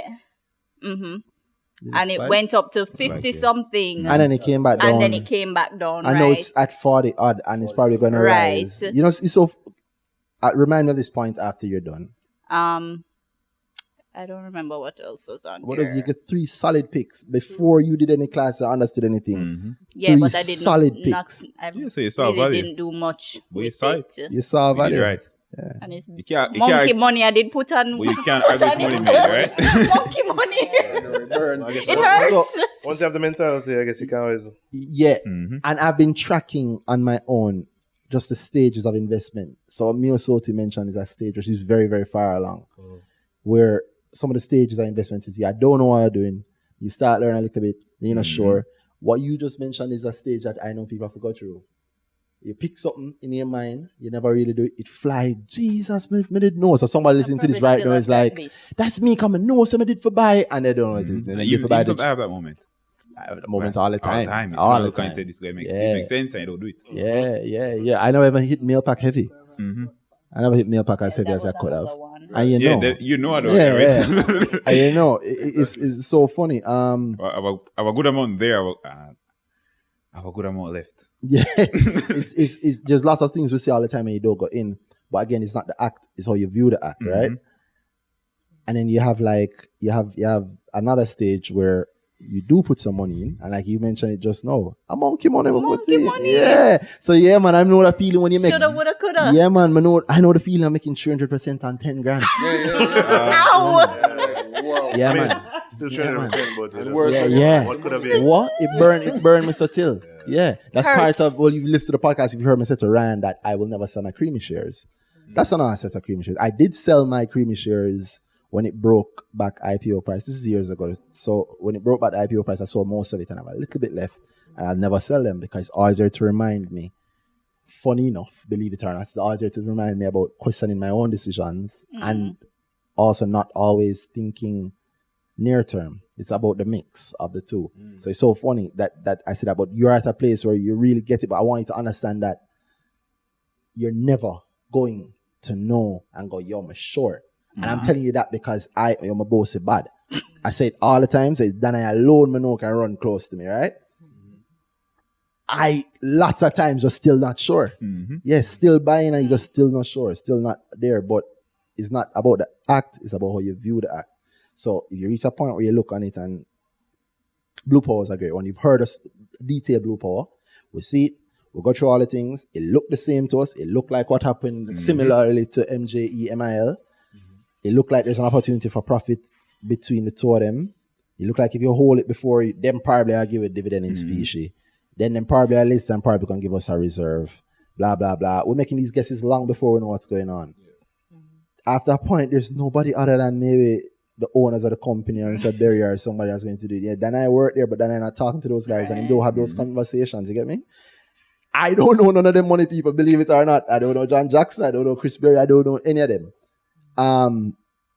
So I don't have anybody I can go to for shorty. At some point, you have to put up or shut up. Ryan always say, skin in the game. Yeah. Yeah, literally, you either have it or you don't. You either, at a point where you say, okay, I am definitely ready now, or I'm not going to bother to risk my money. And it's fine to say you're not going to risk your money, but the second or third time you realize, say, yo, I pick it and it gone. Yeah, put it in. And then you try that, and then the next day you put in a small. Let me see if it's small. And you get the 300% on the small. Pick and go. Because Mailpack at certain prices. So we're in the group and we're talking about Mailpack. Whole conversation, these guys were going crazy about it. And it was falling, started falling, and everybody's hysterical. I messaged one around side and said, time, you know. But I said, I have X amount of money, and I'm going to put this smaller amount. But in real life, like, I just put everything down. So now I'm looking at the money on my day trader. I'm looking at the shares in Mailpack that gone up since I bought it. And that money never made money for me. Right. I think that's why at top level, you always hear the money managers talking about an investment philosophy. So they know what boxes they have to tick. So where they're okay with buying something. They know I'm not going to know everything. But if it meets all these criteria, then I'm buying it. I think that's the cutout, that point where it's look good to me. I know I like it. I was afraid of the rest. Then they have to just know what I'm okay with taking on. I'm taking it on. A certain amount of risk is willing to, like, risk is in everything. Yeah, most. If there's no risk, I don't want it. Because that means there's no profit. Yeah. There has to be some amount of risk because that's how I make the gain. Yeah. Yeah, it's because it is literally because people can't see Mm-hmm. that If everything's on the table, then everybody done buying. Everybody Like, would get and if everybody You're knows too this is late. good, then it's at the price where this is good. It's not going anywhere. And that's why you have people asking. So I'm for the Signal's price because all of the circlers have already bought it, but you haven't really broken it down for the new people to see it and say, okay, buy it. And then you're not thinking sensibly because you're thinking, okay, the Signal's good. So must buy it now. You're thinking, boy, you tell people not to buy it at, all right, so it's at 20 something now. Let's say it's at 25, 26, 27. You tell people not to buy it at 27 because you bought it at 10. But you can't use yourself as a judge. You have to look ahead, not behind. I think it's going to be worth $40, and I truly believe that, which is why I have my money on it. So I say it openly. That's something that they don't do in the industry. I mean, of course, there's fiduciary duty. There's things that they can do, but within the reason, within the space that they're able to do it, there's a whole lot that they don't do. There's a lot of space. And yeah, they do because we have less. They can properly make recommendations and get it wrong. And they don't. It's fine. And we are not where the American market is, and that is the lifeblood of the American market. You know, that's the difference between the American market and us. The biggest difference in my mind between the American market and Jamaican market is that in the American market, the analysts talk, analysts openly pick, the analysts pick with set dates and amounts in mind. And then the most important thing, after those dates pass, they go back and check and say whether or not they got it right. Who missed and who hit. And they say why. Why? Yeah. Well, you need accountability, I would think, right? Yeah, no, but you think about it. If you can avoid accountability in your life, wouldn't you? I know you know why people like me aren't necessarily loved all the time because I'm speaking about, let's get it right. Let's do it right. You don't seem, you know how impactful it is for me when people message me and say, I read the article in the Observer, or I read something on your website, or you said something on a podcast, or we heard you at a speech and you said blah, blah, blah. And I'm just one guy. Can you imagine when you put in your report and click send that X fund is a good buy? You don't know the person in Moko that is, big up everybody in Moko. You know the person in Moko that is putting them last 100 grand into something and say, boy, I'm gonna know. So now I check the website of them thing, and then website, them man are expert, they must say good. When the thing drop 30%, you mash up for them life in a mock up, you mash up them pocket, you mash up the reputation of your company, and you might not even know. Exactly. I have to be so very careful. Sometimes people stress me all the time. I have to be so very careful how I answer people. Because I'm not like it's pressuring. But you never know who you might say to. You never know what somebody else is going through, right? So you don't know who see your recommendation that for you was, I'm going to get it wrong. But to them lose them life savings. Big difference. Yeah, but to you it's just, I'm sorry, right? It don't mean nothing. But the accountability make a world of difference. And funny enough, it's weird because the second you start doing it, you immediately get better. Like it's so weird. If you start picking your picks right now, and every single pick, you put a date and an amount beside it, and you, when that date pass and that amount pass, you compare and you follow it up with a why. So even if you got it right, why did I get it right? If you get it wrong, why did I get it wrong? And wrong don't necessarily mean you get it wrong. Wrong can be. It moved for a different reason. Wrong can be you expected 30% and it moves 75%. And you say, wait. And you need to know why. You don't just celebrate over the 75. You need to know why it moved. Forget the celebration. Take the emotions out. It's easy to take the emotions out when it's easy to tell yourself to take the bad emotions out, right? But it's hard to tell yourself to take the good emotions out. What did you miss? Yeah. So you can learn for the next a lot time. of people celebrating accidental gains. Yeah. Like, Definitely. Yeah. A lot of people celebrate accidents and they celebrate it. They follow it all the way up the mountain and then follow it come right back down. Yeah, and you can't do that because you have lose some money. people that them expect 30%. So you have a conversation with them before. Expect 30%. You know if they don't say anything. You reach over 100. And you hear them talking about, yeah man, it can go more. Because I missed the 30. I got to 100. They must can go more. End up them say it at 30. Because you start falling and say, boy, okay, I was okay with 30% at the start. I missed 100 trade. Fontana is a great example of that. Boy, you love carrying the Phil, let's see we avoid it, Phil. Let's see we avoid it. All right, we'll talk the things then. Fontana is how much today? How much Fontana today? Because we get a whole heap of heat come and say, well, the $8 say, yo. $6 something. It's nice, but not $6 something. Ouch. I don't know. I feel like my Fontana answer was pretty straightforward. They own, before this new place, how much? They own 5 pharmacies before now? 5 locations? Or there? 4 or like 5, that. right? 4 or 5, yeah. And 4 or 5 was netting them enough to put them at a point where they're worth $4. Because that was my fair value. Almost everybody was fair value was $4 something. Okay, 5, right? one new location, a brand new location, new expenses, the biggest location, the most expensive location is going to give them $3 worth of value. That's 60% of 5 different locations. Where questions existed about whether or not they would cannibalize some of the Barbican location. You know, so That's it the wasn't next thing too. You see, you bring real business into it. Not Yeah. many people do that, you know.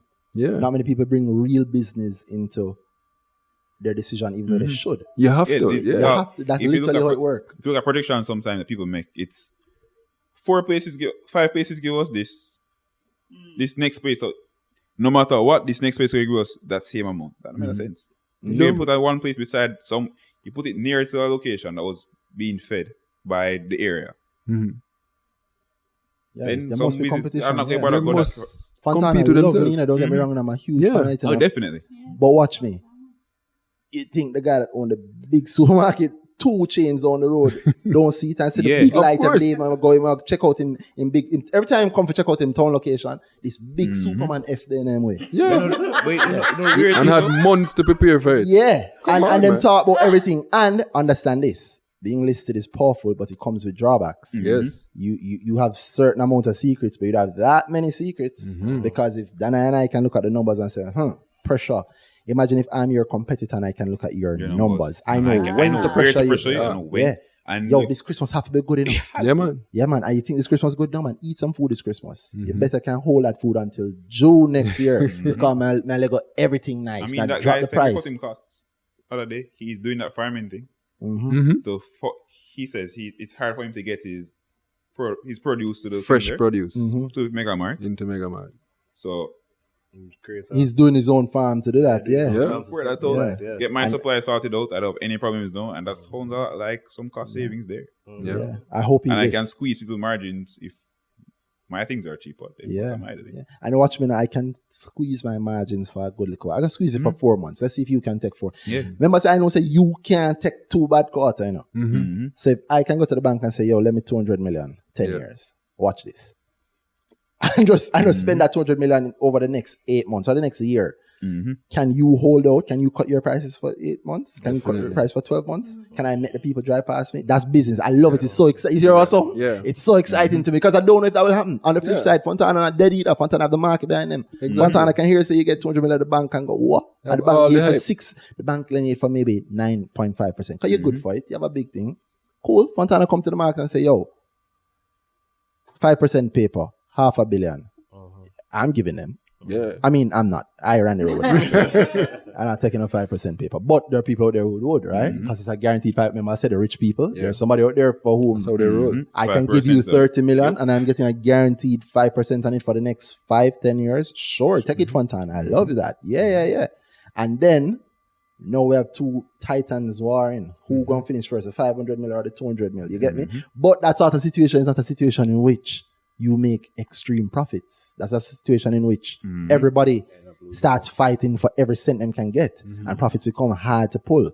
In that situation, you're not going to double this share price, in my view. You see how real business makes sense? Yeah. Without going to any of the other numbers yet, just real common sense business. Yeah. That's the difference between, I'm trying not to say something rude. Skin in the game. Skin in the game. Big up, Skin in the big up, game, yeah. Fabs. And Oh yes, mandatory. I have not. I don't know, but mandatory. Yeah, the mandatory big up. You guys can do. You guys want to big him up, man. Yeah, big up, Brian. Big up, Fabs. Yeah, man. It's a mandatory big up. But it's a real thing, and that sort of thinking every Jamaican can understand. Yeah, and you don't need an MBA for it. And I know a couple MBAs, and you do the MBAs, and you talk to the people of MBAs, are the same thing. Common sense beat everything. Grandma never wrong yet. So, having said all of that, you guys actually have everything that you need. So Merry Christmas, thank you.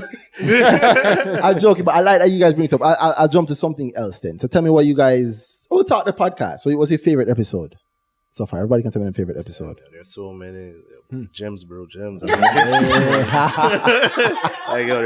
so many good ones. Crazy. There's so many good ones. But I mean, something you learned. Tell me a gem you've gotten from the podcast. All right. So, well, for me, because like I said, I've been investing for quite some time, but you know, you get locked in. For me, I got locked into a certain mindset. So for me, it was just, and I mentioned it on Twitter. I was like, even in the last episode we were talking with Ryan, there's the perspective when you're starting to hear from people, you know, for me in that one is like the different levels of, you know, I guess wealth that you can aspire to, you know, and how to navigate that and what you should probably even look into try and get there. You know what I'm saying? And then, but even before that, just how you guys invest, or even thinking more short term as an example, or just try and make some money, you know what I'm saying? Because then I was bought into the value investing and long term, and that's why I had like some career stuff, because I'm like, you know, get some dividends and take and time it's build strong up. though, knock it. Big up man like Stupert. Yeah. Stupert's a lawyer version of mine. I should big him up on this podcast, but well, I remember about two, you know him? You know Stuart? Yeah. Same school. Same school? Which school at? Campion. Oh, okay. You went to Campion? Yeah. No, Stuart never know go your Campion. face, you know. Then I go I know Campion. your face. You wondered, yeah. I don't know. Well, Stuart, let me not say the wrong thing. As far as I know, Stuart went to Woolmans. Yes, I Proud know. Woolmans, man. Oh. Maybe well, you're thinking it of could the be wrong you. Stuart. It could be you. Maybe you. Yeah, it might be you. Because I know your face, but I don't know from where. So it might be you or same. you I take. don't know. Tone small. Which year champion? You mean from 5th or 6th form? Whichever. All right. Left 5th form, 05, 6th form, 07. Oh, I went to Campion in 05.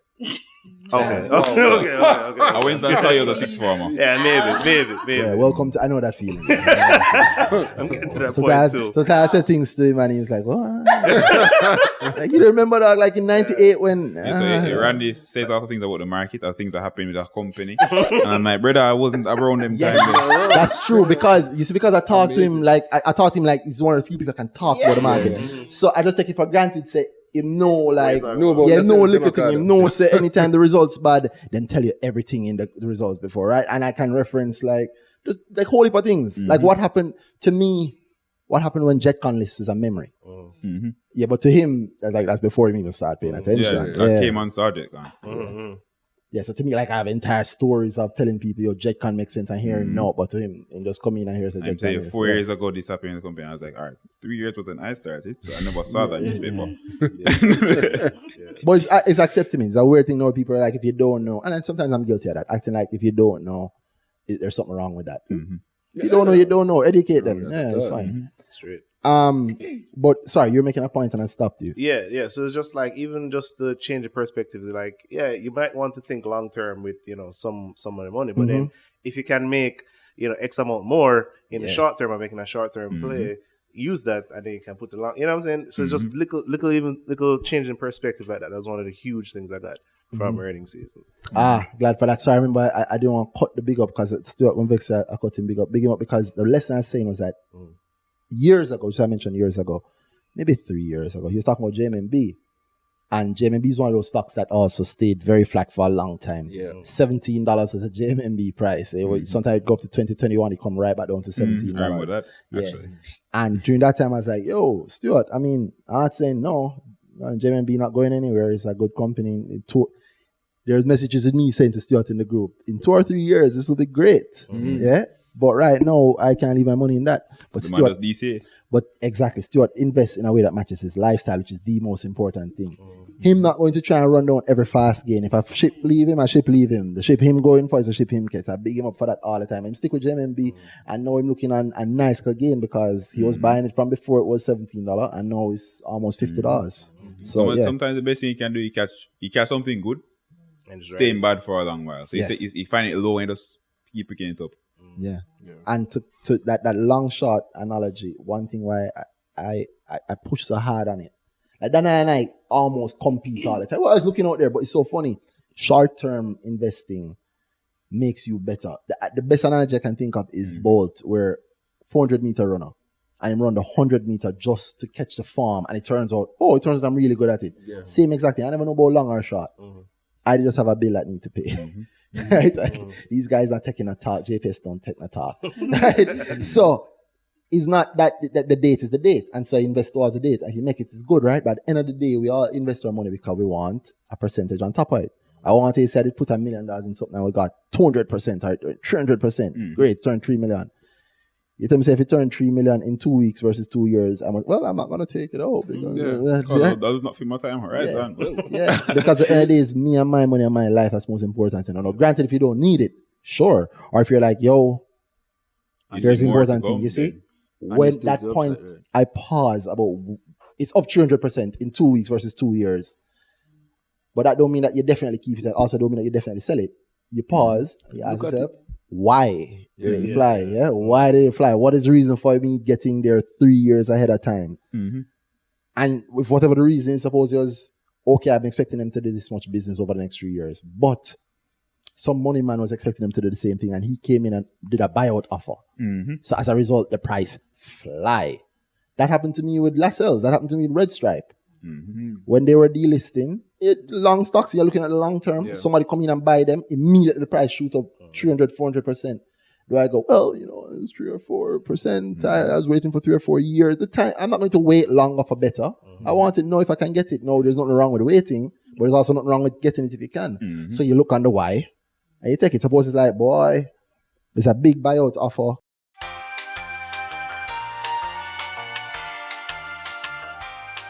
All right, guys, welcome back to earnings season. And as you've realized, no, definitely, we almost certainly had a pause just now. And we've edited in. We paused for some rum. So everybody now has a drink. So let me start by saying cheers. Cheers. Have a great year, earnings season. I'm really happy that this has been happening. If you're hearing in the background a voice you haven't heard before, you realize that we've been joined by Mr. Mandatory himself, the one and only. Big up. Oh, that laugh. But tell the people that who's here. This is Ryan Strong. Christmas Fly on episode. Twitter. Yeah, Christmas episode. Yeah. They were kind enough to invite me back, so here I am. Yeah.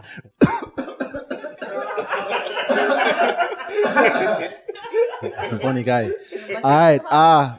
Yeah, so we're back. We're just talking, and I was interrupting someone who was saying a very, very good point that I do not remember. Anybody remember what the point was? I was asking about the gems. Then we can jump straight. Oh, yeah, into James. that. Oh, no, so yeah.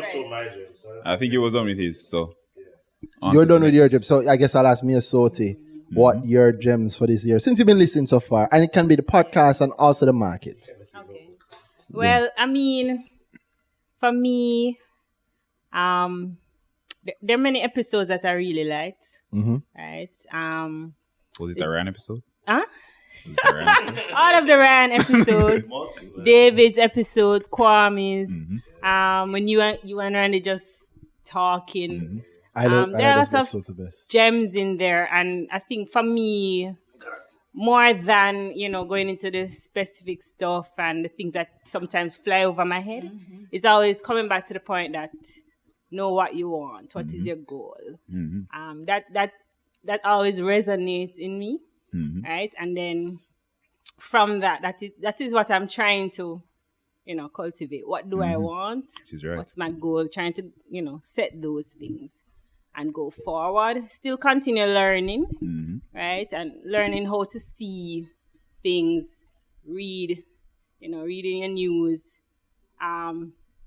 reading the numbers, learning what the companies do, how they make their money, that kind of thing, so that when I set my goals and my timelines, I can know how to choose.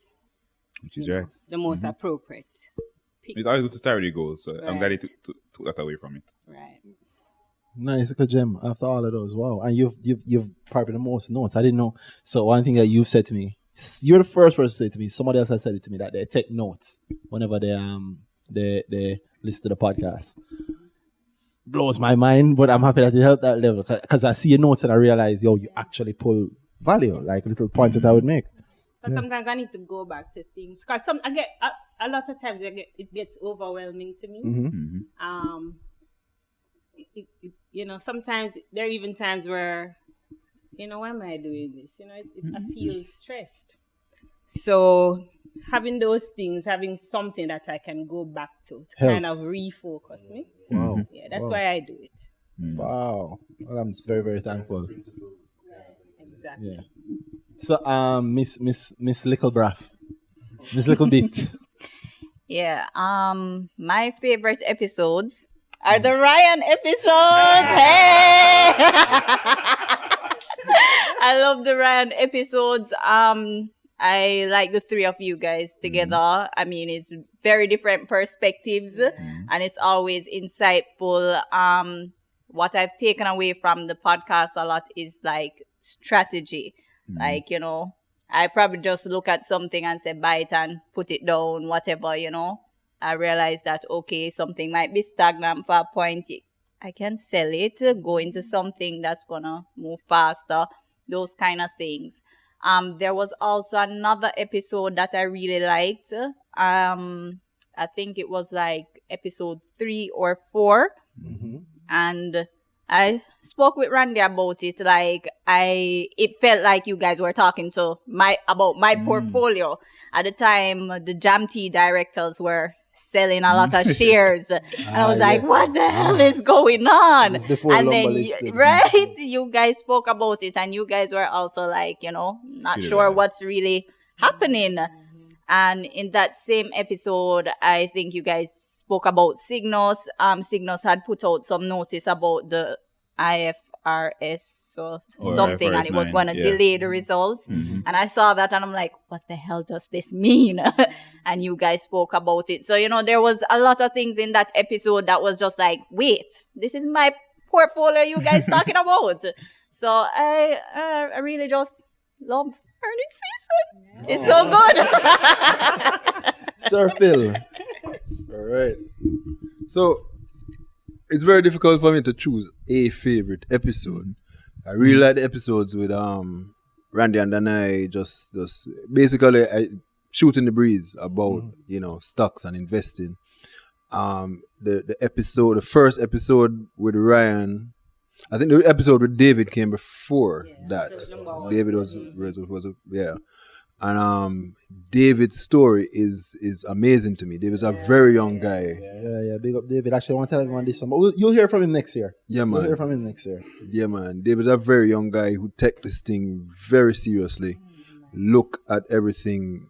I mean, he looks at everything, in detail, and his philosophy. So what I like about earning season is the different philosophies that you see. And it's not about one being wrong and one being right. And if you're only listening very superficially, you'll believe that that Randy and Danai invest in the same way. But if you can see that there are differences, there are subtle differences. Yeah. There Ryan invests differently as well, and Money espouses gods, a different a different philosophy, and then you hear a man like Kwame come on, and you hear for a long time. Like I first started investing with JMMB, and I still have my JMMB account as my main brokerage account. And one of the things about JMMB is that I've always thought that they've been very conservative, and Randy actually brought that out in the JMMB episode. But to hear Kwame speak about his personal investment philosophy, and to see that it's not about one way, it's not about only there's a reason why JMMB or Kwame would invest for JMMB in a more conservative way, and understanding the reasons behind that. Getting deeper into investing. That is what earning season has brought. And I also very much like the episode with Kalila. Big up Kalila Ray. Kalila every time. Because that was very bringing things home, to regular people. She brought her story about her, her family and her, she and her husband and so forth. And it really and their goals home ownership, yeah, they have a family, they have a growing family, which is very much speaking to me as the reason that I invest is for the benefit of my family, and seeing them through college and stuff like that. So that is what earning season means, personally to me. And the gems are amazing. Every I mean, sometimes I listen to the podcast twice for the week, and when you listen the second time, you hear things, you pick up things that you heard, but you're hearing a different way, you're listening in a different way. Yeah, boy, that happened to me too. Literally the same thing. every time I listen, you catch that, you pick out something, And editing, I know. In listening to edit, you have a different list when you listen to edit to make sure the wrong thing isn't said or yeah. So you see back there, you're saying yes, right? Now imagine listening with like finance knowledge, or sometimes on Ryan episodes you hear Ryan and then I talk about it where we say sometimes you can't say something too early because maybe you haven't moved on it yet, right? And then so imagine listening to something that's perfectly right, a perfectly good conversation. The last Ryan episode was like that, perfectly good conversation, but your 2 hours just have to go. Not because there's any bad info or whatever. It's just careful. You know, you can't get Ryan. You have a thing you say. Ryan, give the people in party voice. You have a thing you always say. You tweet it. I don't get it wrong about being the master of me. The word, the master of the spoken word, unspoken word. But yes, the spoken word is the master of me. Yeah, meaning like once it's out there, it's out there. That's it. So so we try to do as much as possible before it gets out there. So sometimes on those listen, there's a listen between editing it, and then there's a listen where I'm listening like a fan. And sometimes you listen to a fan, you pick up something else. Sometimes I realize then I say something that I thought I heard when we were talking. Yeah. But I never really hear. And I listen to it, I say, I didn't get it. I joke with him. I say all the time that I on point when it comes to numbers, right? I joke with him, I was saying we're listening to, I don't know which episode it was. He was saying something and I was going through the numbers as in a percentage. Easy percent, but it's a different thing when the mic on, as you can see now. And you don't want to get the percentage wrong. But then I just know it. Yeah. And I realized on like the third is that, he must be so impatient because I'm taking like I'm taking like a minute. Yeah. I'm taking like a minute to work out the 17% on $1. I was like, it's $1.17. I know Ross was like, we're going like, but there were literally things like that. Yes, I like, and sometimes you never know. I use that a lot. I keep trying to drop liquor gems. I use it a lot in regular investing with regular people, meaning when a CEO talks, you go to the AGMs are very important because that's when the board speaks and them it's hard to not say something right? I can't say NCB without pointing out the fact that in my view, it is heavily undervalued. Yeah. On a 4-year or 3-year or 2, even right now it's undervalued. If we were valuing things to the true value, it's undervalued heavily at 200 and odd. Imagine being on a board and knowing that you have a big plan to make a big move in 3 months and you have to sit in front of the shareholders today and you can't say it. And from morning I say, remember, don't mention the new plan. Don't mention the new plan. Don't mention the new plan. And you finding out, you go ahead. Most of what they're talking about is based on the last results for that last year were just done. And they're probably 3 months already into it. So things happen, they no report on it yet, them shutting them out. Yeah, right? Imagine you make a big play already. It's February. You make the big play in January, but you're reporting on end of October in front of everybody, right? Yeah. And you prepped, these guys prepped, they're not foolish. They're prepped, they're going in, but they're up there for a long time. And then you have somebody like a Mr. Staple come in, and Mr. Staple come in, and big up Mr. Staple. He's not on Twitter, big up Oret Staple. Definitely. Legend. So him come in and ask an uncomfortable question. Why? You see, you reach now, I can't say certain things, right? Why what? Talk, I'm listening. No, I can't say. All right. So why creamy suddenly expenses jump 10%? Just like that, it's right? It's a good question. And it's a great question that should be asked. Right now, I'm very careful asking that because I don't think anything is wrong with Creamy. Love Creamy. However, imagine if Creamy did just buy an ice cream distributor and them can't say nothing. Staple pressure them, And you ever see him questions him ask this long question him done, right? And you answer. And somebody like David go up and say, no, but you said that and you're under pressure. And he said, listen, the plant cost. He said, which plant? And he never says it again, but I sit down and I hear plant. Yep. And that's all I need to hear. So don't knock those little small things. It work and invest in the same way. That's why that's actually the root of the saying that we used to have in the group that I talk with Danai. I say companies lie, CEO lie. It's a lie. They can't lie, but there are things they can't necessarily say yet. And they slip.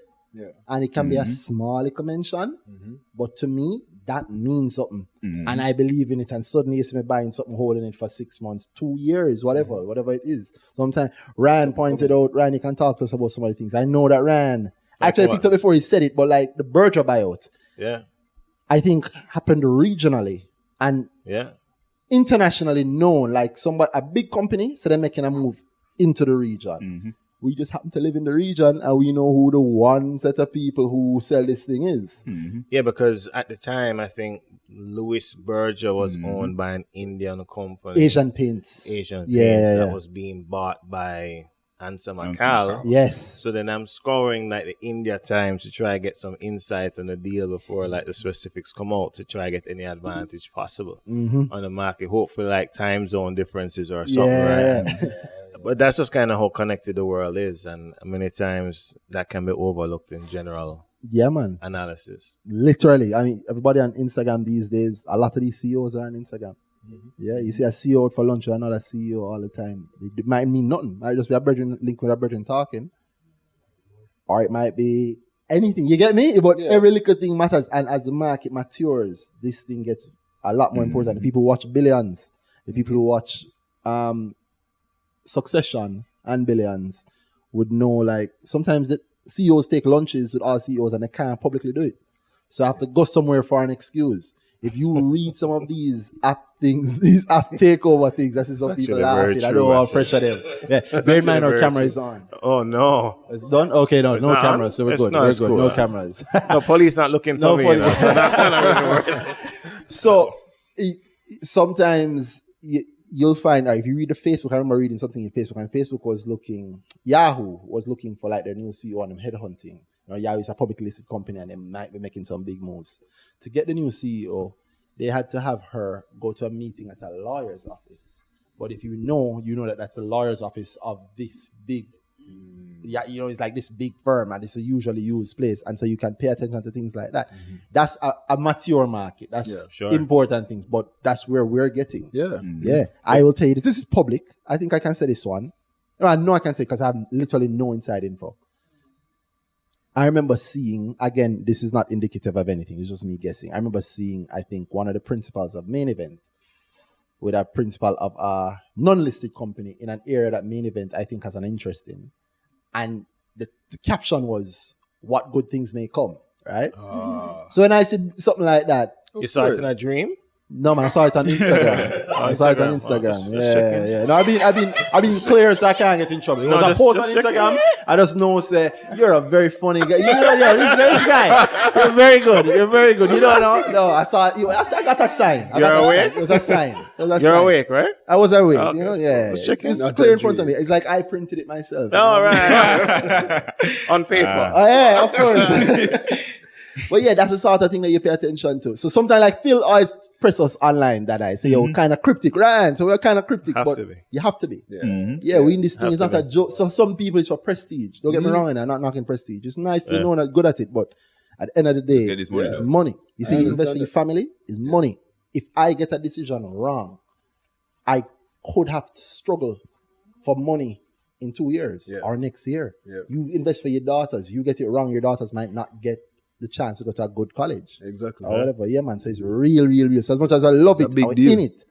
The passion behind it, the part of you, the passion is, it's real things. I think that's why I come back to skin in the game. And I mean, the truth is, if you really want to be like ahead of the curve, so to speak, you should really get to talking to every receptionist in every building. Yeah, don't give them all my secrets. And get every cleaning person, every people, and you be like, tell me something.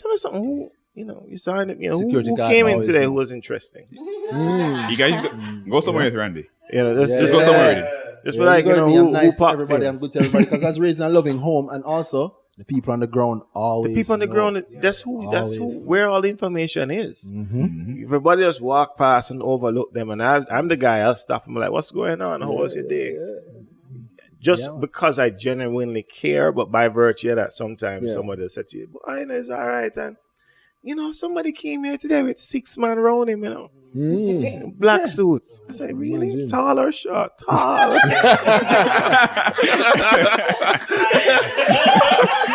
Really? How him look? Him look like this? You pull up the phone and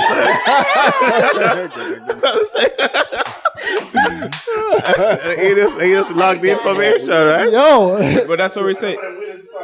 Of course, but it's innocent. They don't know. It's just genuine innocence. But they're not really giving away information that. Okay, it could be anybody. Technically, not like no names called. Literally. I always talk about we talk about you reach a point where you can't know more from information that's blasted to you. So newspaper and a report, it's there.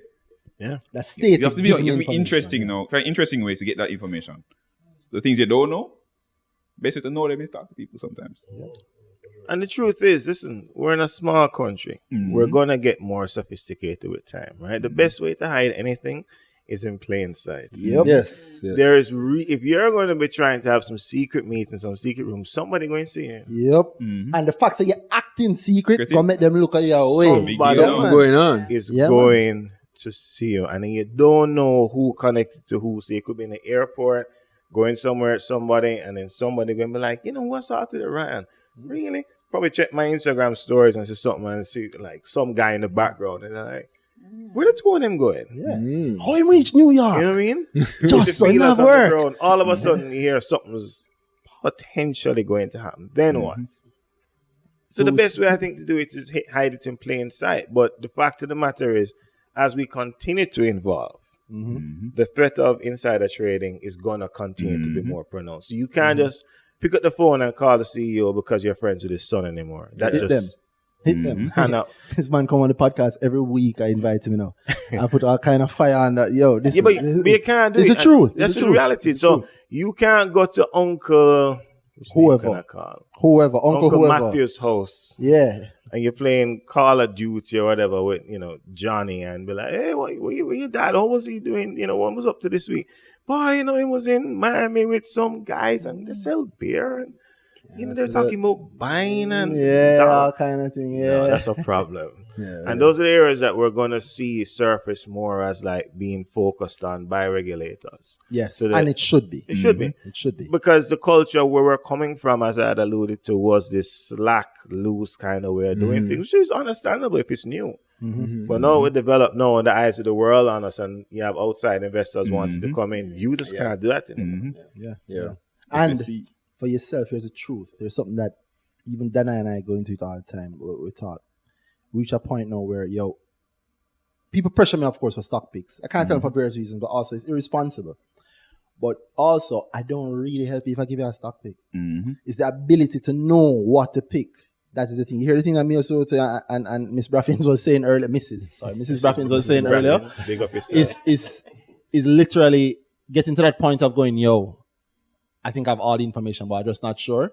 It's just fair holding up, but you're at that place. That's where we all operate. And the difference between the person who get it right and the person who get it wrong, the person who did all of that and then made the decision and put the money down, right? And being able to make the decision on publicly available data is a true skill that a man doesn't develop if he work off him links. Sure. Yeah, you need links to know if a stock is good or what going on the company. Then you're not going to get it. People think all the time that I know things, that they'd be so surprised how much time I spend at my yard.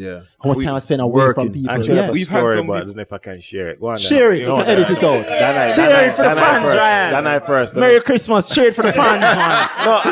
No, I got a call this week. Somebody said to me, boy, don't share it. Don't share it.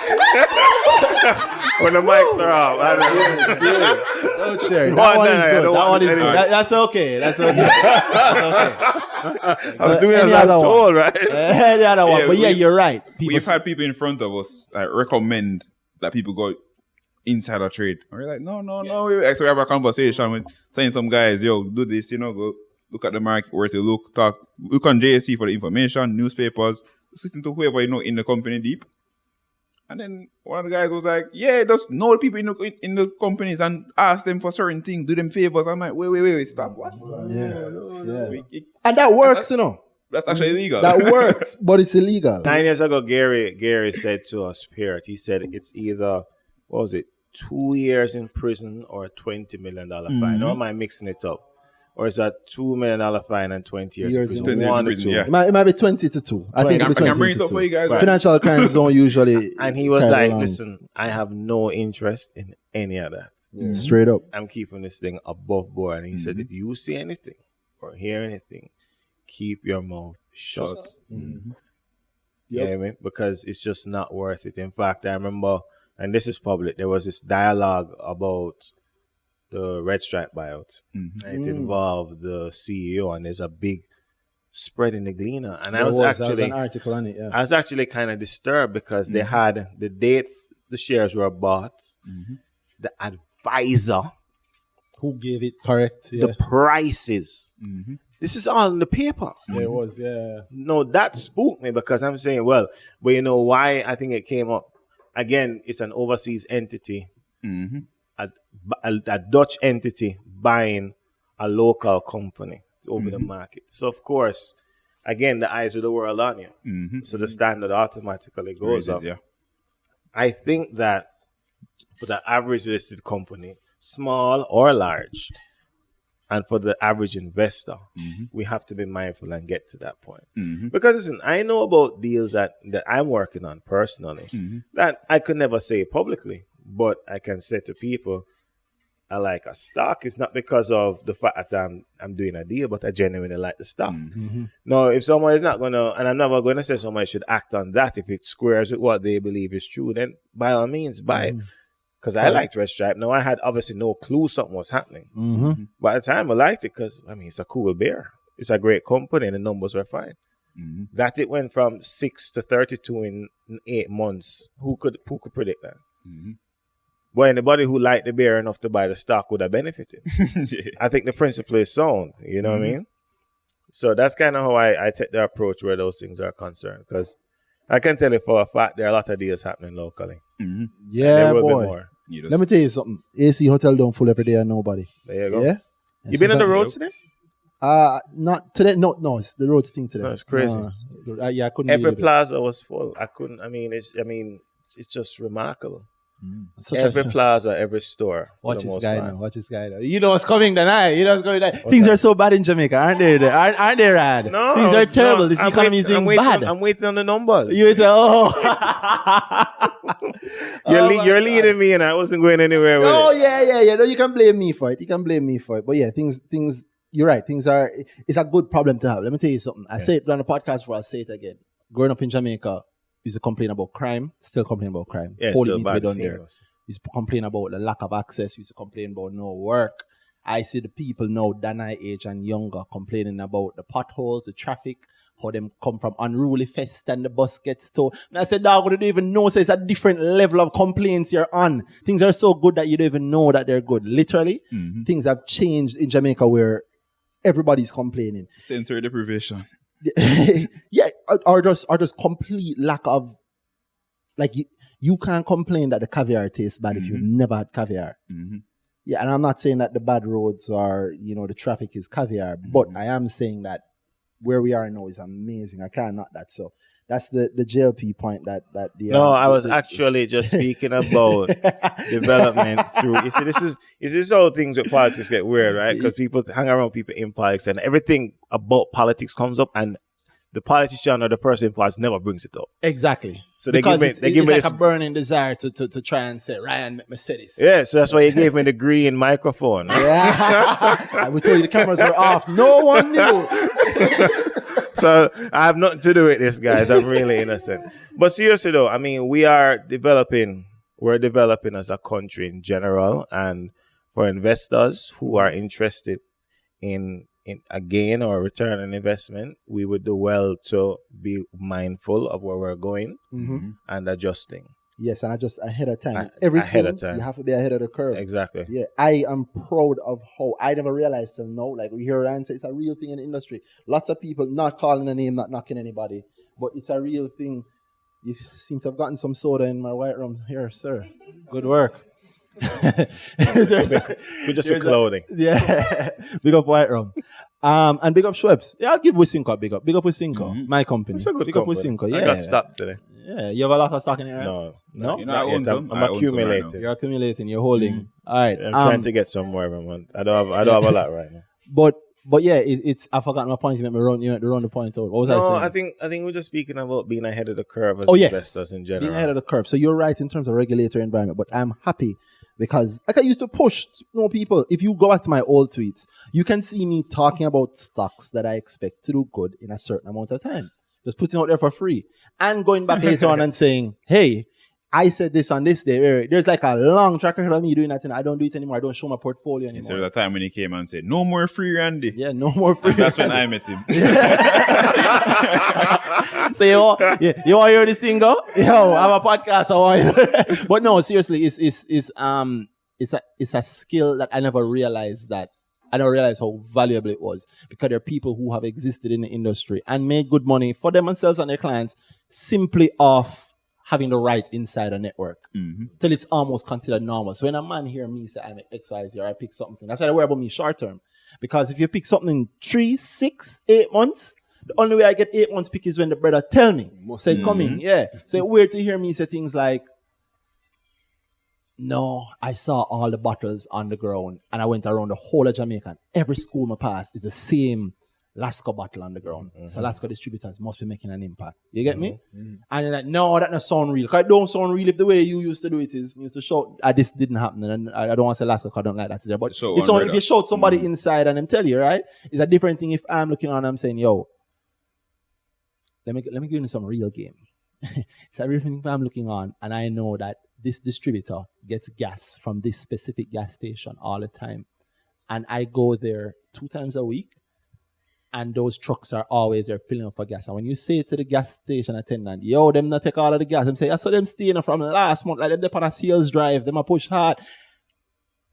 That is actually not insider. I am seeing that you're taking more fuel and making the assumption that because you're taking more fuel, you're having more sales. In America, them take the satellite data and look and see how more often the trailers are leaving your warehouse. It's not insider info. It's ahead of the curve info. So I'm going to stop talk. And you don't even need things like that. It can be things, sometimes, I'll be honest with you, the curve in Jamaica is still pretty slow. Because sometimes them still tell you things in the prospectus. And 6-8 months of price don't move. No, I mean, listen, it bewilders me. So I'm looking at this table in front of me, right? I see 6, how much is that? 6 water bottles just strewn all over the table. I look to my left as she sweeps, right? I ask to myself, this is just in a small room. Anywhere you go, you see the product everywhere. To me, as an investor, it's a no-brainer in terms of what I'll be buying. Similarly, if I came here and I saw another brand of water, I'd be like, well, okay. I would consider that. And it's literally that simple. When I look at the Christmas ads, which ads on TV? I'm hearing about there's some True Juice jingle. There's a digital shake thing, but there's another ad show, and I said, well, it's with Cinco. I say it without apology, but then people going to be like, yo, with Cinco at 24, overpriced. Too high. But this year, me I buy from it at 10. This year, when the after the IPO it went up and came down, it was at 10. It just so happened to be fortuitous where we had some money to buy some shares for persons, and we bought 2 million units at 10. Stunt on them, man. Not me. It's not my money. I'm just saying. Money talk I'm just saying we bought 2 million units for 2 people at 10. Wow. This year. 2019. Yes. Stunt. It's 24 now. They're having a Merry Christmas. But this is how people making money in Jamaica. This is how people making money in Jamaica, and you'd walk past the guys that don't know them. And they don't know. I mean, I suppose one of them could be famous, but the point is that people are taking money without any knowledge, as looking at opportunities and being advised and saying, listen, I want in. And they double the money on that one stock. Well, more than. But you know what's funny? More than double. Yeah. The last episode, we're drinking rum. And it wasn't the typical white rum. You had to know that? Huh? We cut that out of the episode, bro. Nobody knows what happens in the recording. What happened in the episode stays in the episode. No, I'm joking. Go on, we're drinking some rum, and generally you drink white rum, you're drinking one brand. Yeah. But we saw a new brand on the table. It's not new. It's a brand I never tried before. And some seasoned rum drinkers in the room, they had never tried it before. I wonder who that was. They hadn't tried it before either. So that's some real product penetration. If some guys who've been drinking rum from way back, this thing been about, some guys bought into it, and then now the seasoned rum drinkers drinking it too. There you go. Yeah. And then the quick question is, so who doing this? Who what? Who's doing this? Okay, so it's a quick question is, so whose rum is this? Who distributing it? Yo, your life changed when you start investing. Now, go ahead, Phil. you talking about? Yo, this man don't ever stop it. Don't ever stop it. It was worth the part? I don't remember if it was No, it worth the wasn't part, worth the but part. big up with Cinco again. Big up with Single, but it wasn't worth the part. I don't think it was worth the part. there? It was another brand. No, was a- it was Money Must. It was Money Oh, Must. okay, Yes, okay, yes, okay, yes, okay. I'm yes, sure yes. it's a buyout candidate, but it wasn't. I don't. Yeah, and wasn't for worth the posterity, part. since we name it to our Wait, names, I must say that today we are drinking on the one and only Rare nephew. J. Ryan nephew. Yeah, man. White room. Yeah, man. You get it, Ryan. Last episode, you What's get that? your cost back for the thank you for the What's my fault? for the 30% coming because I've No. more fans here ready to Oh, put you in wait. the place for that. You know. Here's the problem. So I think people need to remember that we're all individuals, and what maybe none of us is going to get married to the same person if we get married, right? Or there's a lot of us will be single. Let's just think about this. If we were all looking for the same kind of person, nobody would be, the earth Exactly. would end eventually because there be no humans, right? The fact of the matter is, my investment philosophy is doesn't hold any superiority to anybody else's because it's just me. Yours, Mrs. Braffins is yours. You know what I mean? Doc, yours is yours. And if somebody sees value in somebody else's, that's fine. But I can never look at anybody and say 30% is not good money because it's your money. You There we took your go. risk and you made it. I'm just simply saying, for me, I want a lot more from what I'm putting away than 30%. It's not to say you're not going to take it. That's nobody would ever say that. You'd be surprised. You're going to take minus 30 over 30, but I would take minus 30 if I think I can get 3,000 in 3 years because I'll wait on that. You wait. There. And That's so the it's difference. about you where That's you the are. difference. There And we I'm go. not going to sell because I made 30% because then I have to stress myself and do all this analysis and be like, well, what am I going to buy Next. to make 30% again? more. Correct. So like just recent example is Mailpack. So I look at Mailpack, they call me this evening. I still think that could be more efficient in terms of how do they collect. So you order online, I would love to pay at the same time. But find someone else to call, no problem. Right? I'd say to myself, well, I happily pay it 'cause I'm a shareholder. I use a service. Sure, what's the problem? You deliver it to my yard, or I have not been to Price Mart in like 7 months. Because they deliver price smart to your house. So I'm a very happy investor where that's concerned. So I'm not investing in Mailback to make 30%. If that's the case, I just wouldn't do it. For me, There we go. And that's the important thing. you know what I'm saying? For Yeah, me, man. that's just not my objective. But And if Price it's- Mart has expansion plans into highly populated areas. yeah. So that's just where it is. So I just say to anybody listening that, what you're comfortable with is what you're comfortable with. Some people want to buy a lot of land. There's nothing wrong with that. I would invest in the land, or the company has bought the land. I may not buy the land myself because I just don't have the time to be following up on stuff. Yeah. That's me. That's my life. Right. So other people have time at different times. I have time at different times. So we all have to invest according to our personalities, and we all have different personalities. Yes, we may overlap in some ways, but at the end of the day, we're all different people, and I think we all respect each other with our differences. So I respect our investment differences. I'm never going to tell somebody to stop flipping IPOs. If they want to, make your money. Be my guest. Yeah. I think early days, then I had that strategy. The 100% is 4 flips at 20% strategy. Yeah. And you can, so we're smaller money, obviously. And we're going hard, we're shooting hard. And it's literally as simple as it sounds. You flip something 20% 4 times, you've broken 100%. Yeah. And so you'll say to somebody, can you make 100% in a quarter? They'll tell you no. But say, you think you can make 20% in a quarter or a month? Can you pick a stock that will grow 20% in 1 month? Yeah. You might think you can, right, Minnesota? Can you? Yes? No? Yes. You think you can? Right now, which stock you think will grow 20% by? She run into it. There we go. There we go. Which stock you think can grow 20%? Which stock you think can grow 20% by where we're in December now? So by end of March. Yeah, if you get it wrong, it's fine. All you do is you learn. The important thing will be why. If you get it right, bam, top analyst, money master. You have to have and work it out now. No, man, you don't have to get. You can guess. It's fine. But remember the microphone, please, ma'am. Oh God, no pressure. It really is no big deal. It really is no big deal. You can guess. No big deal. It really is no big deal. Yeah. Good. Because that's what I want you to understand. Says like, no. All right. So you might pick something, and it go up 60% instead of 30. You never get it wrong. You got it double. Yeah.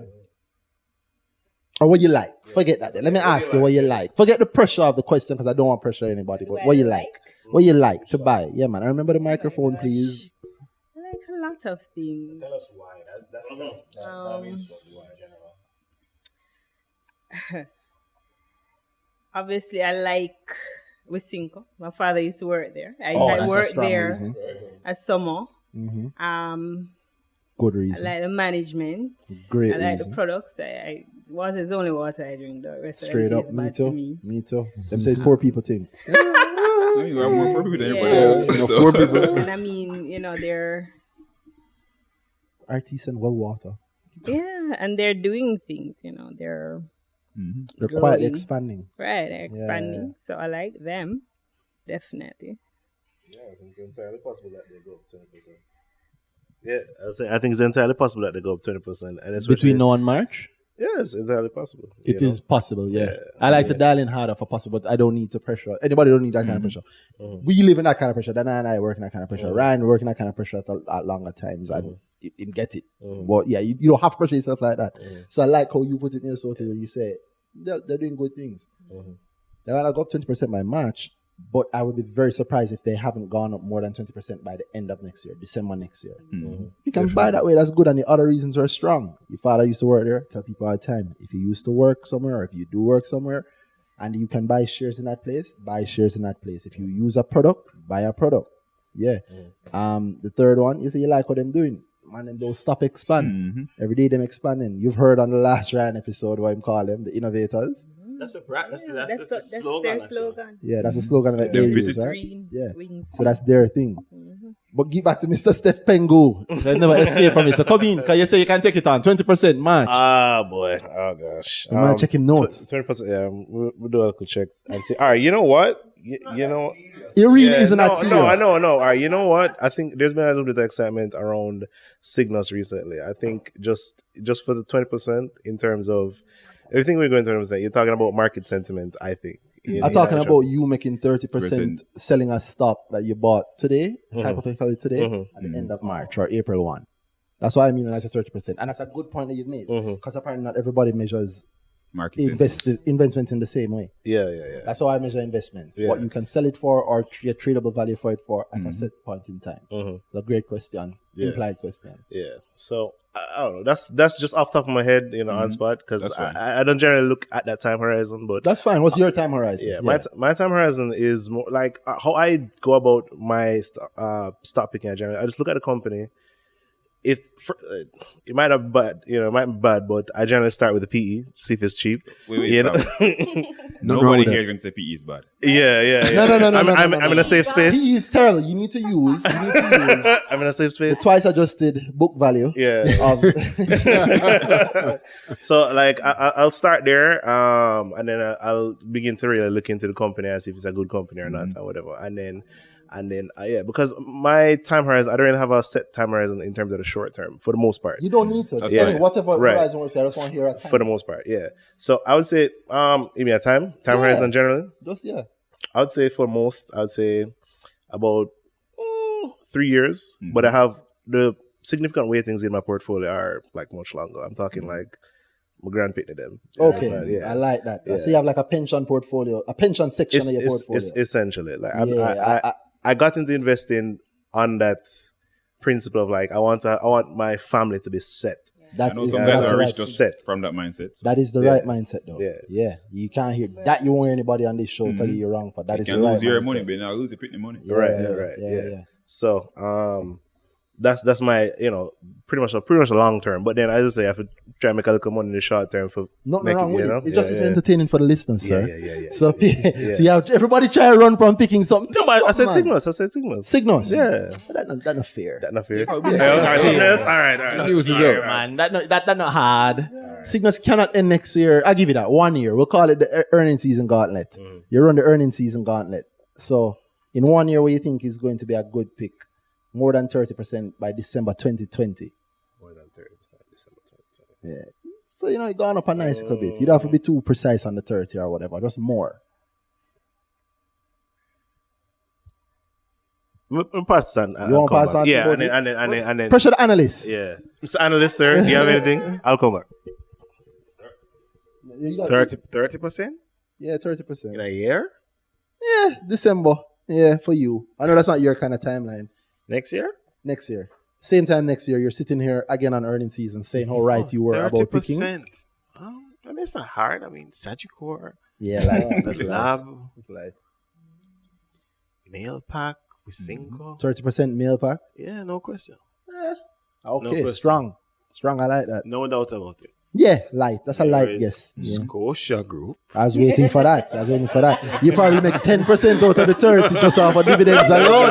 Scotia Group. Yeah, man, I know that. Scotia Group. AMG should be 32. Yeah, AMG. AMG, you have that coming? Yeah. $2 a little bit. They've been stagnating there for a while. $2.60, yeah. You think this is the time where they've swung I around now? think so. I think right. they've gotten a lot of the junk out the business. Who else? I don't think there's any other finance. I think NCB still needs time, but what's going to happen with them as I read it, they may have a year. That's just, I mean, I don't talk to anybody at that level to know. So I think they're configuring themselves to the new normal now. Recalibrating a year. Recalibrating, exactly. Over a year. Absolutely. Yeah. But once that's over, you're going to find it's just going to be explosive growth again. Then you have, I say with Cinco, which everybody knows I like. I think some other companies are overheated, but a lot of people forget with Cinco it's actually 29 earlier. Mm-hmm.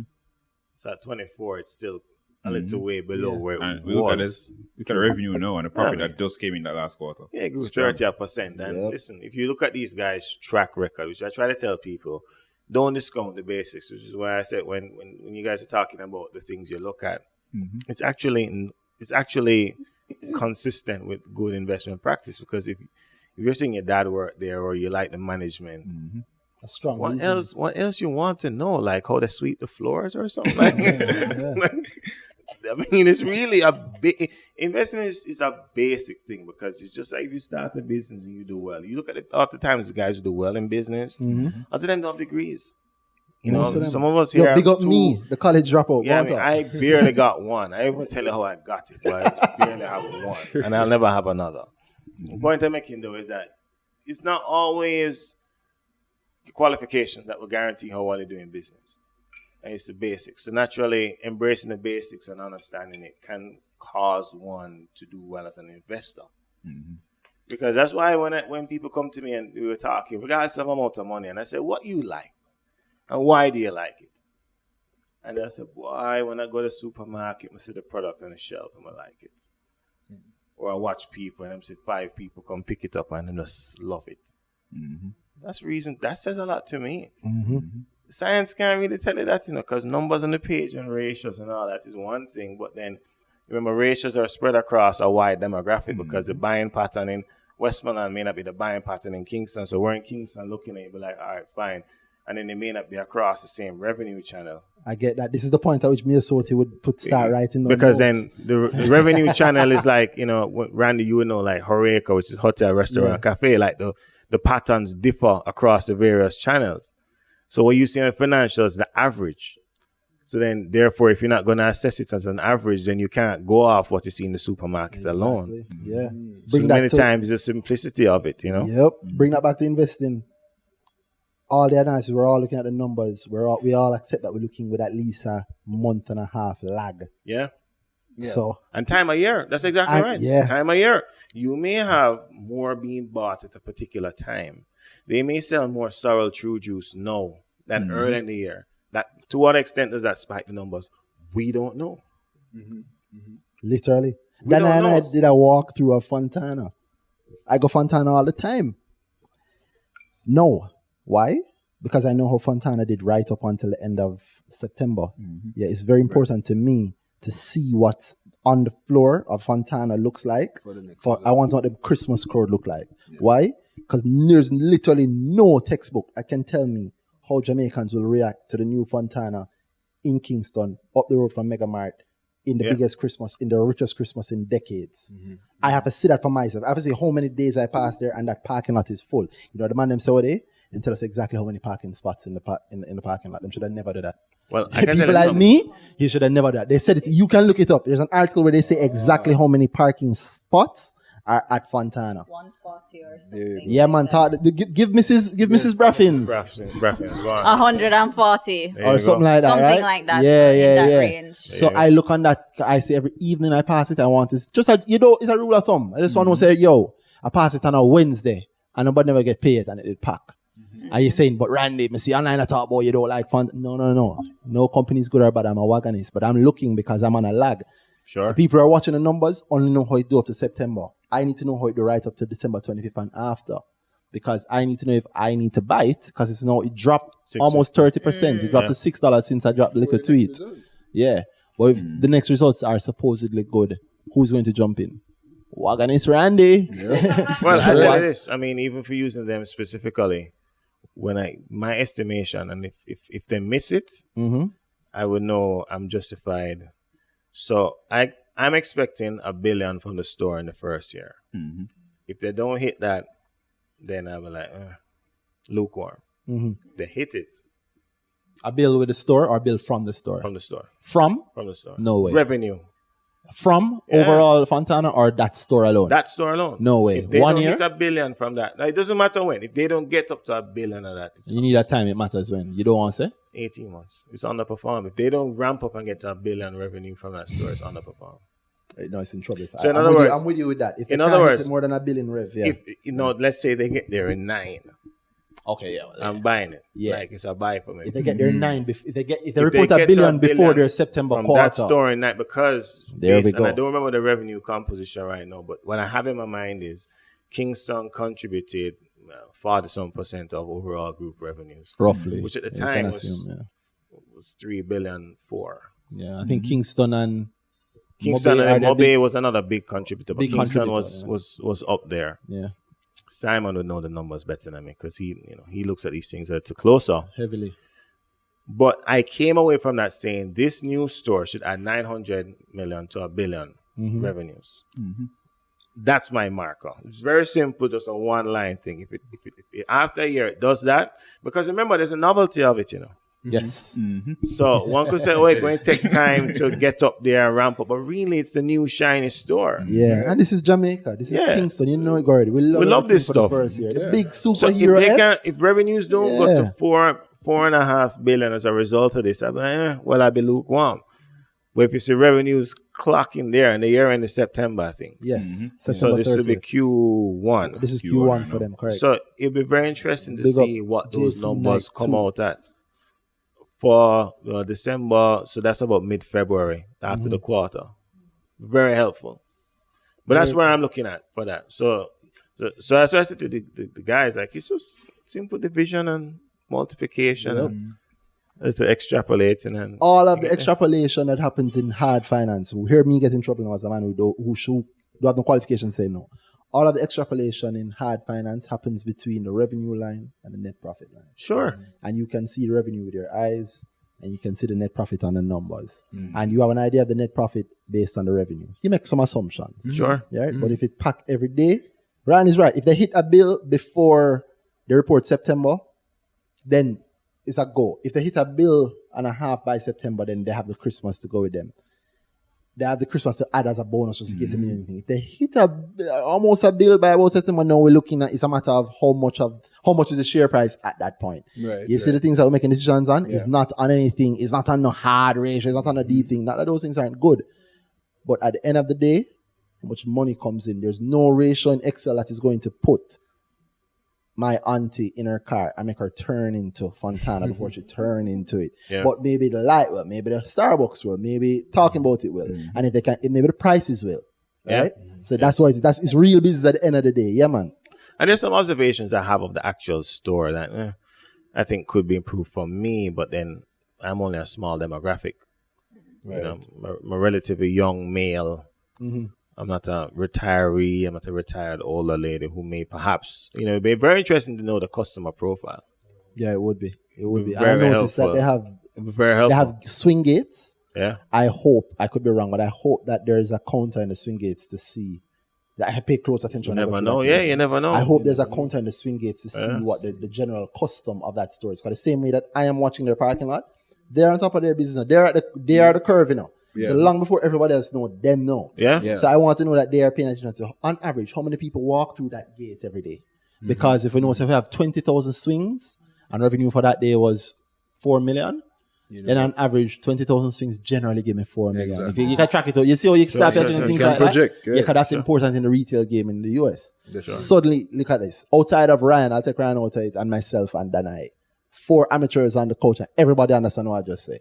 Yeah. Taste of the thing easy, dog. It's not It's simple. It's not easy. It's simple. It's simple. Yep. Yeah, it's not easy. Many It's times simple. people think that it's rocket science, and I said to the person, if somebody can't explain it to you simply, they probably don't know what they're talking about. Right? Because so when I got into business, I used to think it was the jacket and tie guys who were my client, who would be the clients who who I do well with. Eventually, so having been at Danai's workplace, I came to see persons of all ethnicities coming in, but then a lot of Chinese guys who own wholesales would, seem to be up there. And I'd be like, Quiet. but they'd always do one guy. So they would say, yo, we're there for see the big man. I'm not calling anybody name. The big man who I deal with. And they'd be like 11 of them. And they come with the money and, do whatever. Can't be too descriptive. And they buy the stock and go on, right? And then I thought to myself, okay, fine. It developed a little bit. Then I came to realize the clients I would deal with don't wear suits to work. They don't wear ties to work. In fact, they wear jeans to work, T-shirts, polo shirts. And at the back of the building, they send everybody to the front. And there's little patterns that you get to understand as an advisor. Again, not being too specific. But then what I realized very quickly is I had to be able to explain things in a way where these guys would see it and be like, or a woman would see it and be like, that makes sense. I understand that buy it. At the time, U.S. market, this is maybe 2013. U.S. market was, I guess, recovering from 2009 and 10. And I said to them, Facebook, knowing Facebook's fundamentals in my head, right? And I'd be like, all right, your kid is 11, 12, 13. What's he doing? What's she doing in the evenings? Boy, boss, I'm on this thing. I'm going to see this blue F on my screen and I'm going to know it's what. Well, I guess Facebook. Oh, yes, my account, Yep. I said, well, the stock is 35. I think we like it. Yep. So buy it.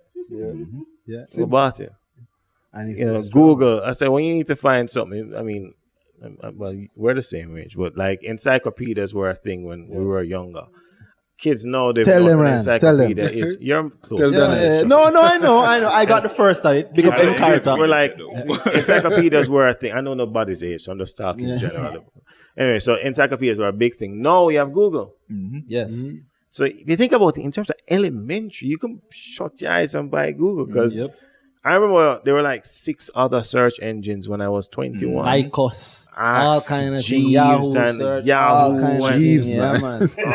And I'd be like, they're all dead or bought now. Yeah, I know it's just Google. But if you think about it, as long as you have a phone, you will need to have a search engine. So just buy the best one. We're buying Google at $300 It's $1,300 now. Yeah. Wow. In fact, US dollars when there was hyper devaluation. Going back to realistic things and in the real life, I remember I sent you a picture a year or 2 ago when I was in a Walmart in Florida before the hurricane. Yes. And I tell you, I ended up in Florida for the hurricane, so you have to batten down. Jamaican, storm no scare me like how it scared them, right? But I went to like 4 Walmarts, couldn't get a bread, couldn't get no water. Was I worried? No. I'm from Jamaica, the storm not bother me. Right. But text Ryan, I send my picture of it and I say, yo, Walmart next quarter must up because this is across Florida that they've emptied it. Yeah. And it's so funny, that's a Jamaican thing we know. When a storm will come, Megamart going to empty area.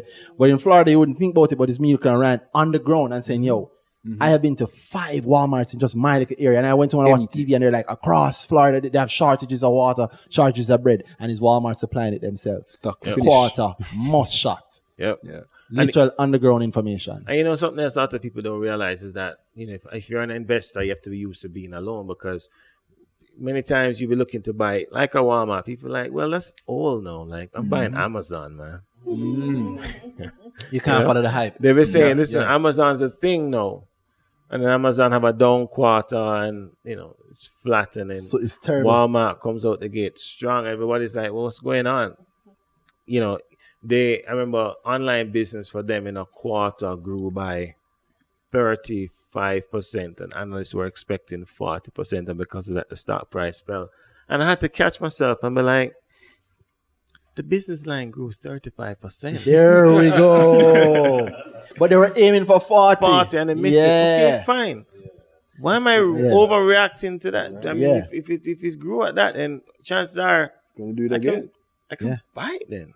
Exactly. That's why it It's comes growing. Do you know what 35% growth is? in the US market. In the Walmart. US market. And that's linked to a Walmart. point that was made before you got here. We were talking to Steph, and Steph said we were talking about what makes a market good. Why I said the difference in the US market and Jamaican market is that they measure in America. Yeah. They call their picks, they call dates on it, they measure, and then they go back after the measuring date and say, did we get it right or wrong? So, Ryan, just let him back because I give you enough time. Give me a pick now. Come show you research it and done. So I just looked into it, and I mean, I was looking back, and I'm thinking QWI for Wow. and I Wow. mean Brave. the reason why is one of the reasons it's at a discount, and I'm hoping that they'll have some good results and they'll change the market sentiment. It'll change what the market thinks about it. But I'm going to qualify that by saying that I don't think a lot of people, because with that and MJE, I don't think a lot of people understand and maybe shy away. So it might be a little bit risky, but I figure $5 or something, I think some people move on it. And a 30% increase, I don't think it's that. Yo, I much mean, of a stretch. currently $1.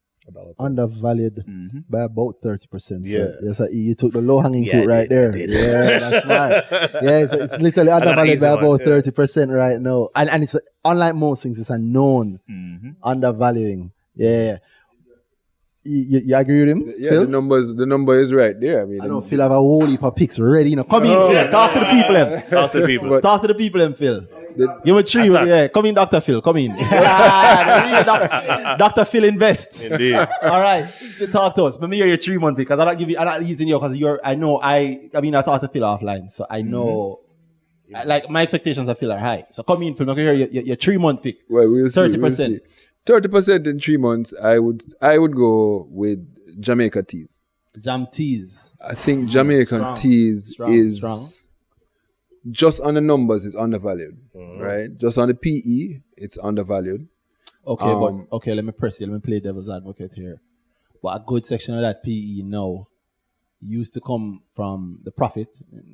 The good section of the profit used to come from the supermarket. No longer there. A heavy part of the profit now is coming from the investment gains from their subsidiary QWI, their department almost QWI, and their actual core, what we call core in the industry. We're in the industry. The actual teas that they make, that business is actually shrinking, and their US exports are actually falling. With respect to the supermarket, for With respect to the what profit, but yeah. what they have done now is they've bought back the supermarket business.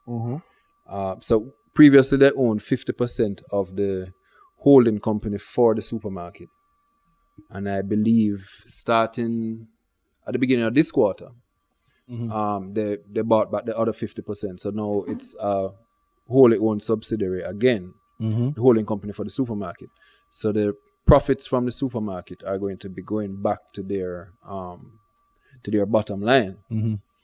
I'm gonna hit it further. Devil's advocate. The man them do that and they never said anything about the profits. They said that they expect that to positively affect revenue. But the supermarket business doesn't really. I mean, 2% at best in terms of margins. In terms of the margins.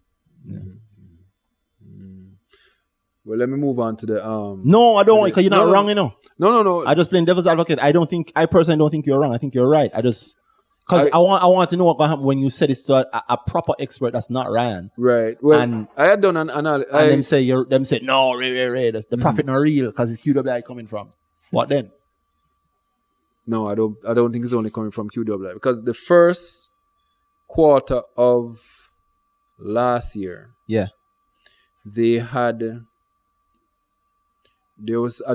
supermarket was treated differently. It was. I can't remember exactly what the change was. It came in under But other for the- comparative income, so it didn't hit net profit. Right, No, man. because of the change to the Supermarket? IFRS. No, man, it was thing there. It wasn't comprehensive income. It was associate holding. Bay City? Yeah, because basically, But Bay City didn't own half of something else. So Bay City bought half of something else now, and then they bought in Bay City. If I'm wrong, I'm wrong. Apologies. no man, because remember when Bay City was removed from them, they lost it was a huge revenue hit because Yes, Bay City it would pulls become- heavy revenue. No man, this is Jam Tea. But Bay City. Oh yes, sorry, yes, Because yeah. they own more than one. They own more than one supermarket. I think they sold off some and they reacquired Bay City and they own the Price Right place.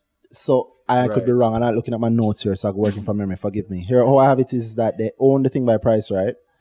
They sold the supermarket. Bay City bought it, but they still only kept their stake in Bay City. Now, what they've done to change is that they have bought all of Bay City. Bay City. I think Bay City has gotten rid of some of the hotels, right? Some of the things there, the supermarkets. I think so. Yeah, they got rid of one that was a loss maker, I believe. Yeah. Long ago. But then, Phil, again, I don't want to I don't want to press you too hard, but I just want you to see that I don't disagree with your point. It's just, like I said, I'm playing devil's advocate. I'm playing devil's advocate with regards to the push. That is pushing back on your Jam Tea point. Because remember, you're looking for 20% or 30% by March. Yeah, man. So there is a different the first quarter of last year. There is a big difference between how the supermarket was treated then compared to how it is recognized now. I think it has something to do with a change to IFRS 9. Is that changing the bar because of how much they hold and blah blah blah. There's a change. Okay. So we're on the same page here. I think I'm agreeing with you again, working from memory. It's just that last quarter, when they would have been reporting it, they would have been reporting same Bay City, but Bay City wouldn't have owned everything that it owns now. So Bay City owns a lot now that it didn't own a year ago. And they have it fully. Yeah. And they have it fully now. So it's definitely hitting the books in terms of revenue. Right, Not much profit, if any, but definitely hitting the books in terms of revenue. Right. And that revenue number is what did take a hit from your other point about the about their core activities. Supposed core. And so by adding to supposed core, and by adding to those revenues, then they'll be able to shore up those revenues for the quarters to come. But you love it based on PE. I really trying to play devil's advocate because right now I'm listening to you at the brokerage and I'm tearing you to pieces. So, I agree with you. I do not think personally that you're wrong. Right. Yeah. Like I said, I sold my Blue Power. I did not sell my Jam Tea. So just keep going. But in addition to that now, before I come to the QWI point, the core revenues, they spoke to, in their last result, they spoke to the fact that they expect a reversal. There was a significant effect on their United States operations because of because inventory, there was an issue with inventory where the distributors in the States made a change to their something. They had to rebalance their inventory. They did not speak to when they expect that to be reversed, to be honest.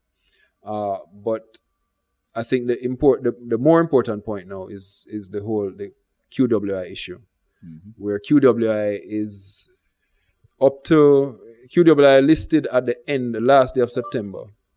And so that's the last day of the quarter. And so the how QWI is going to be treated now for the quarter coming is the QWI is going to be consolidated. So it's not the share price that is going to, QWI's share price is not what's going to affect how Jam Tea's books QWI. It is going to be their profit or the everything. So they're going to, everything. Revenue, QWI's revenue, all of the P&L is going to be reflected in the P&L for Jamaican Teas.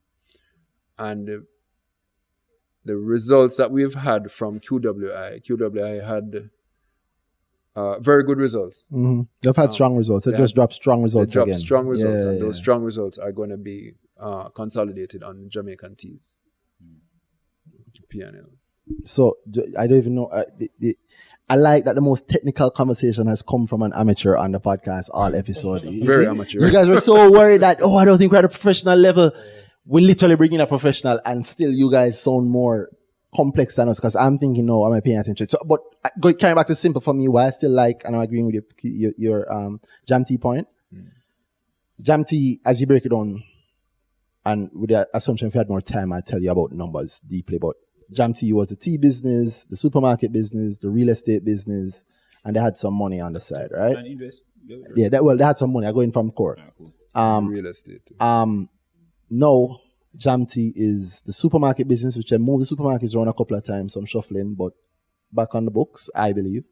The tea business still going. Exports not as strong as before, but still exporting and still selling locally. Tea going well locally. Tea business has shrunk a bit, but I trust these guys because he's not a fool, right? These guys have gone through business for years. Real estate business, they were very open. That's my thing, Well, Dana, that's my thing. Openness is what makes us grow. So they were open that their last development didn't work out well for them. They tried to do a low-income development in St. Thomas. It didn't work out for them. They actually made a loss on it. Imagine that. That's how I use that as one of the points to identify the real estate boom in Jamaica. Because it's about a year and a half or 2 years ago that they made a loss on an entire scheme that they did. Yeah. And they said, we'll never do that again because, I'm paraphrasing, but they'll never do that again because they made a loss on it. Yeah. And so our next project is going to be more upmarket in Manor Park. Yeah. We're now 2 years after that. Manor Park almost done. How much do you think an apartment in Manor Park costs? Yo, I have an ad. I'm going to put this in the show notes, but I have an ad for Manor Park. Well, it's not Manor Park. It's for, what that area name? Norbrook. For an I think a 3 or 4 bedroom house in Norbrook for 20 million Jamaican dollars. Wow. 6 or 7 years ago. But your reaction. Hold on. Okay, so it sounds crazy, right? And a deposit on that, 10%, so 2 million plus, let's say, another 10% for amenities, law, blah, blah, blah. So you got 4 million. Rand, I have a microphone in front of him right now, but 4 million in JC stock 5 years ago. How much do you think it worth now? You could buy that house cash in Norbrook if you wanted and still have more than 4 million left over. Yeah. JC stock has gone up 5,000% in that time. And you could have realized that JC stock would have gone up, not because you can go deep into the numbers, but because, the stock exchange thing is going to take off. Yeah. You could have said that long before you knew about Wigton. Yeah. Definitely. That was somebody is listening to this right now in the year 2021. They've never, until they're listening now because I just said the word soapberry. They never hear soapberry until now. In 2021, it means something. Somebody's rich because of that word, right? But maybe them don't know. Maybe them invested in JC now because they believe in the stock market. But maybe they really have 3,000% more because of soapberry. Right. You see, you don't always know what it is, but if you buy on the fundamentals, you're set. Yeah. So, sir, tell me another pick other than QW. Let me not pressure you. I'm going to actually pressure Mrs. Braffins, who has been very quiet. I really wish I had gone first. Oh, wow. What are you going to go with? My picks have been mentioned, and I don't have no deep analysis. But you don't need any. Fill to the deepest one so far. You don't need any. Come true, Mrs. One of my picks would be the lab. Big up the lab. Yeah. Part of the reasoning is because this quarter that they're currently in, when I looked through the numbers, they make the most of their money in this period. So they're going to, I'm assuming they would report a strong quarter. I think it's their first quarter. Right. So. That is. I am impressed. Let me tell you how impressed I am. What's this one going deep? You're deep enough. First of all, hold on. Let me say something. It's important that I say this. Kemal, I know you're hearing this now. I did not have a conversation with the young lady. Yeah, no, it's not that. But I've heard no one talk about the seasonality of the lab. Me neither. In a positive way. I heard some seasonality mentioned when Sir John Jackson mentioned it at the IPO. But no one else has said anything. No one else has said anything in terms of seasonality, you're the first person outside of obviously my small circle I talked to that's spoken to that. Great. Q1 is the heaviest Q1 earning quarter for the lab. This is their Christmas. It's a big, Christmas, like Ryan a talking big about Christmas ads. chunk of the money is made. Like I want to say 50% A large percentage is made. A large based on the percentage last. seems to have been made. The interesting thing In is Q1, it will correct. give good insight into what you can expect for the rest of the year Yes. based on what this quarter looks like. Yeah. If you pay attention to the lab's business model, If which you- is there you they go. partner with companies. So obviously I'm gonna partner with it. If me get a fire Christmas campaign, you're gonna drop me in January? No. okay. Because I need these guys who gave me the fire Christmas campaign to give me a fire what campaign. Well, because you remember, No, hold on, no. This is very important. Go on, go on. What's the next campaign that you have to give? Because you get a fire Christmas campaign. What's the next campaign that you're going to need? If you're a big company, you have a big campaign, a big sales campaign. Christmas was your last big sales campaign. When is the next big sales campaign? Yeah. It's Easter, not a trick Carnival. question. I like those, but you know what I meant to say? Summer. it's going to come down to the type of company, though. That's kind of worse. I guess some people may say, well, they may do increased activity during Carnival or Easter, particularly if you're talking about like a product like beer or Yeah. liquor, for instance. So seasonality would depend on the company in question or the client in question. But suppose where I was going with it was, suppose by virtue of getting new clients and increased business resulting from the Christmas campaign, that this company would say, well, we need to keep this momentum going. Yes. So then and you have have no new seasons of business emerging. Which is why I'm very keen on seeing what January's numbers look like. And to support Ryan's point, I will leave a beer gems in the episode now. Really. I will say this because now the year has closed and it is public info. So the lab's strongest quarter has historically been Q1. You can see that by looking at the numbers. The lab's weakest quarter, weakest in air quote, has always been Q4 because of where it lies. Lab just beat their Q4 by almost 10x. Yeah. Just consider that. Yeah, The thing that I am weakest in, I just went almost No, 10 times my It's usual. alarming. The people really disaggregated the numbers for full year and pulled it out. They would have been a little surprised. So when IPO came out and I you compare the top 10 lists, the sellers, you said to yourself, why would people be selling heavily, having had insight, I would imagine, into the company. What he's talking about, Just he and where I I have said never hard spoken about, pause but of, I'm almost willing to bet money. No, That- we never spoke. We've literally never spoken, but I'm willing to bet money that I know what he's talking about because I see something specific and I go, okay, I've seen that name before and it's the third time I've seen it, but two of the last times it could have brushed near him. It's the same advisor. Yeah, I suspect. You're good at what you do with these money people, your dog. Your money people should be calling you. It's a new investor, though. First time. Buy me something for the Christmas one, Lord. Buy me something for the Christmas. See, this is the kind of conversation we're having. You guys think we're being cryptic. Yes. But he said every single thing that he needed to say. He said, if you check the top 10, you see certain people there. I laugh and I say, why are you pressuring me? Because people would say my name on the top 10 and he'd say, I'm no longer there. Yeah. It wasn't really cryptic. But people think it's cryptic because I never say X, Y, Z. And he doesn't need to do it because it's the man actual money I'm talking about. Right? Yeah, but if you can read between the lines, you can see enough. This is what actually happens when you're not insider trading. When you're actually working on public information. I know Kimala, big up Kimala, she'll tell you straight to her face that when we talk, there's like lines that I do not cut. Ryan, I know certain things that Ryan must know. So as a good brethren, I don't ask. Yeah. And also, I don't need to ask because if I ask, I lose the skill of being able to work it out on my own. Yeah. Reasonable. So That's fair. and you guys have everything that I have. Literally the same conversation we just have him say it. So all you have to go to know, I mean, somebody listen to this at them yard. So them bring up the top 10 and pick up the old top 10. Them say, oh, Ryan was there, those around there anymore. A lot of people, this is the first time they're paying attention to financials. Yeah. I've been congratulated so much over the last few months Guilty.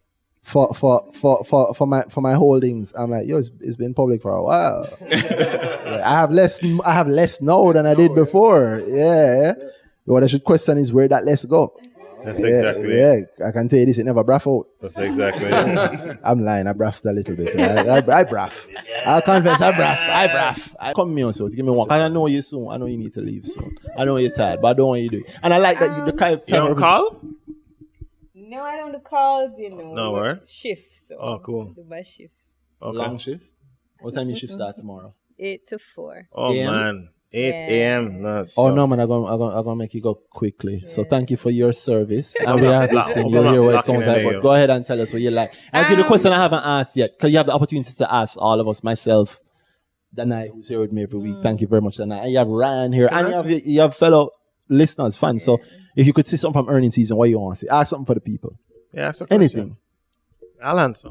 Or Randall answer. Yeah, you can answer afterwards. Make the doctor answer first. Well, I mean, for me, the question I want to know, and I think, based on your growers, that Phil just did, that is where I want to be. But you realize when Phil done it, I tell you, me say, yo, I'm kind of lost. But here why I'm like jam tea, yeah? Because at the end of the day, it's not that what Phil is doing, you don't start there, Yeah. You start with real life. Exactly. Yeah, I start with How to relate real life to what you're seeing on the paper. Alright, or so what you see in real life. yeah, how to translate it to finances and understanding if it's going to And keep then happening. Do your what's the word that you used? Your assumptions. Your own But- assessment, your own assessments, extrapolate from that. Yeah. So- All right, so maybe I'll drop that as a gem. I'll start it now and I'll try to deliver a lot next year. We know what somebody look like when they're making money, or we tend to think we do, right? And we know what a business look like when they're doing good. We know that money definitely making a price mark because the man put on a second floor of parking. So so the man have an elevator just for you to carry your things up to the top floor. All right, I see Birds, 2 companies also not on the stock exchange. Birds, I have a post I'm gonna make. Birds treat me like a hot girl that don't care about me. Every day I see them on them list and them just ignore me. And every time I see them, they just get hotter. You could just ask me. No, you tell us for the first time on earnings season, Ryan Strong, come true. No, you could just ask me. I mean, it's. You think they'll list? No. You don't think they'll list? I don't think they will either, but I don't want them think to. they'll list. That's a hot girl thing. They don't need to. Yeah, without going too deep, the business is kind of split up amongst. It's a family, but there's just many.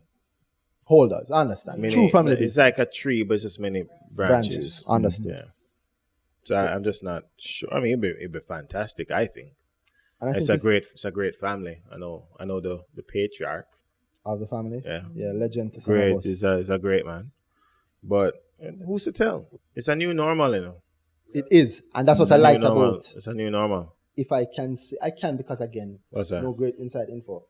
Fontana, for the Yes, people who paid attention to the notes, also a split up family company amongst people. Yeah. So on the back end, the end that Ryan works on, which is like the deal making end, a huge part of it might be things like, how do I keep this family happy and bring them to a point of listing? Because that might be all the work, to get everybody to give the sign off.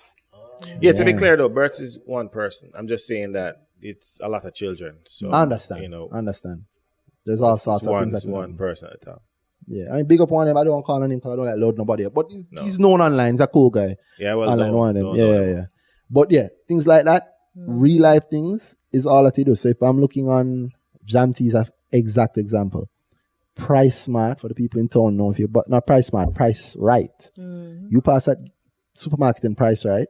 I paid attention to the fact that the man then pave across the road and turn it into a parking lot. Now, if I lived across the road, I'm not selling you my house unless you're giving me a premium on it, which means they likely bought that land for a premium. If they bought that land for a premium, it must mean that business is so good that I'm willing to buy premium land to turn it into a parking lot.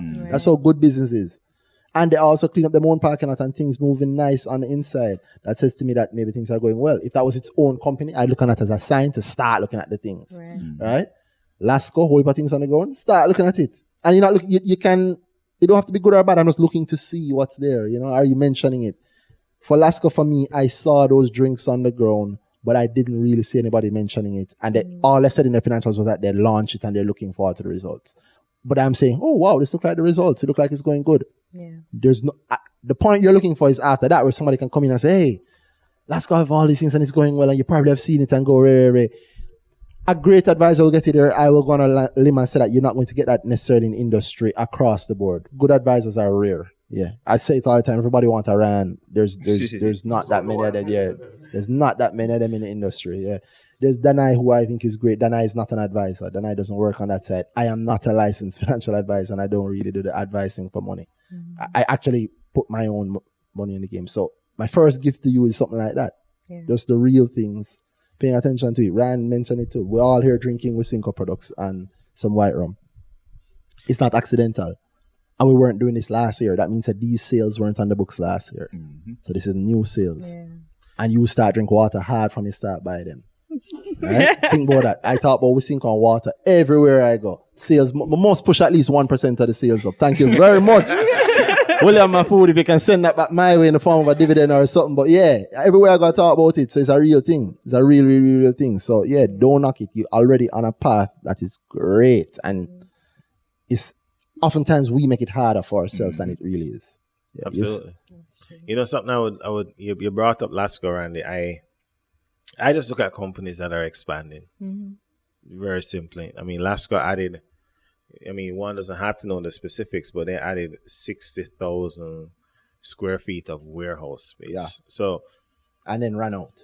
And I don't know if they've run out. Sorry, they've run out before and then the entire expansion and they did had it again.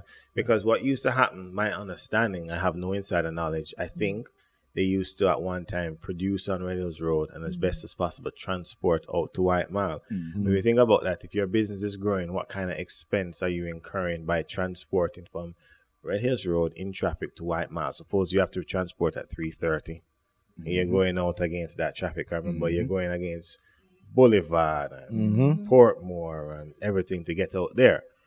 Suppose you do all that in one space. What kind of expense does that cut out?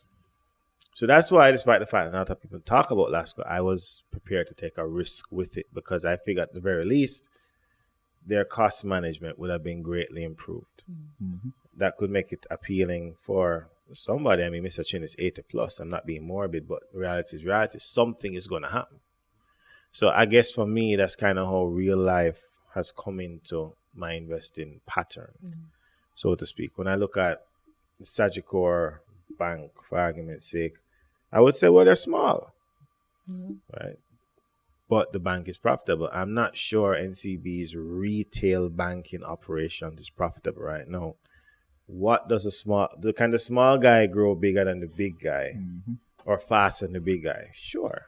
I like that gamble. Sagicor this year is 80. It fell to 65. I don't know why that happened.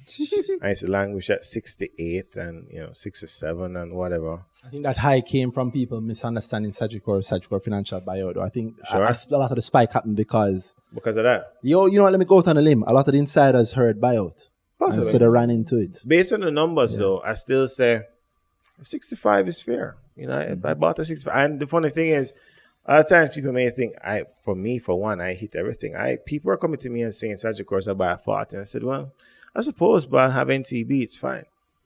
Then you imagine me sitting down there, and then I come to realize whatever I realize we NCB, I see it go to 80. I'm like, I can't talk to these guys again. Bear in mind, I was buying NCB at 35 or whatever, so you don't really lose every time. But then that's how I fall back. I said, well, perfect opportunity. I jump in. So nobody, and I tell clients, nobody ever hits everything. And nobody misses everything. The one you want to do is be consistently hitting the big ones. My thoughts. Remember, this is not an authoritative speech. That's just my opinion. Everybody will have a different opinion. I just want to hit as many as possible. Yeah, Cygnus dipped after the IPO. I said, listen. Everybody complained, client costs. I couldn't buy it because I was waiting on an opportunity that was yet to come up that I'm sure people know about. I said, well, we bought heavily for a guy.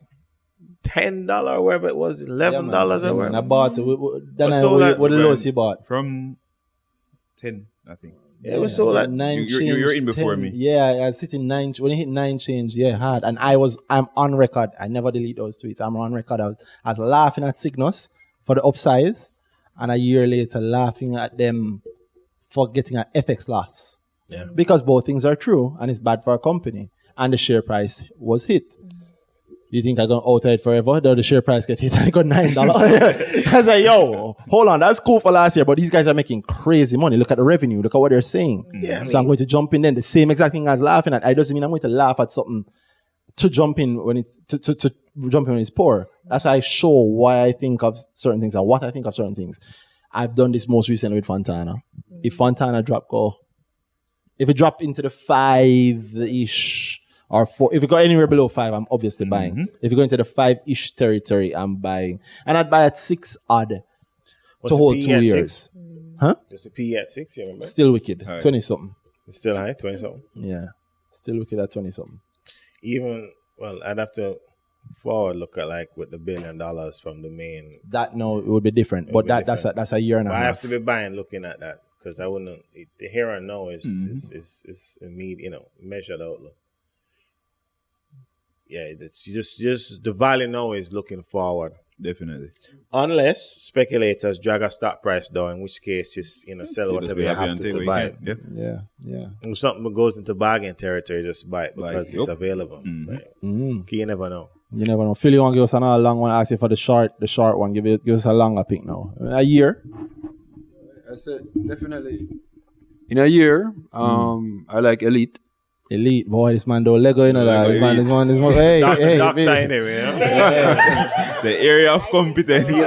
appealing to his biases. My biases, yes. But for a long time, Elite was actually one of my bias stocks, I would say. Big up the first Ryan podcast, yeah. Episode I think that's 5. Episode 5, yeah. Yeah, You man. guys spoke about biases. And Elite for me is a similar story to NCB, where I saw Elite has been growing revenues quarter on quarter, fantastically, and they've always had a drag because of building out first Liga Knee, then building out Draxhall, and then this quarter, the last results that they had. I had a question about their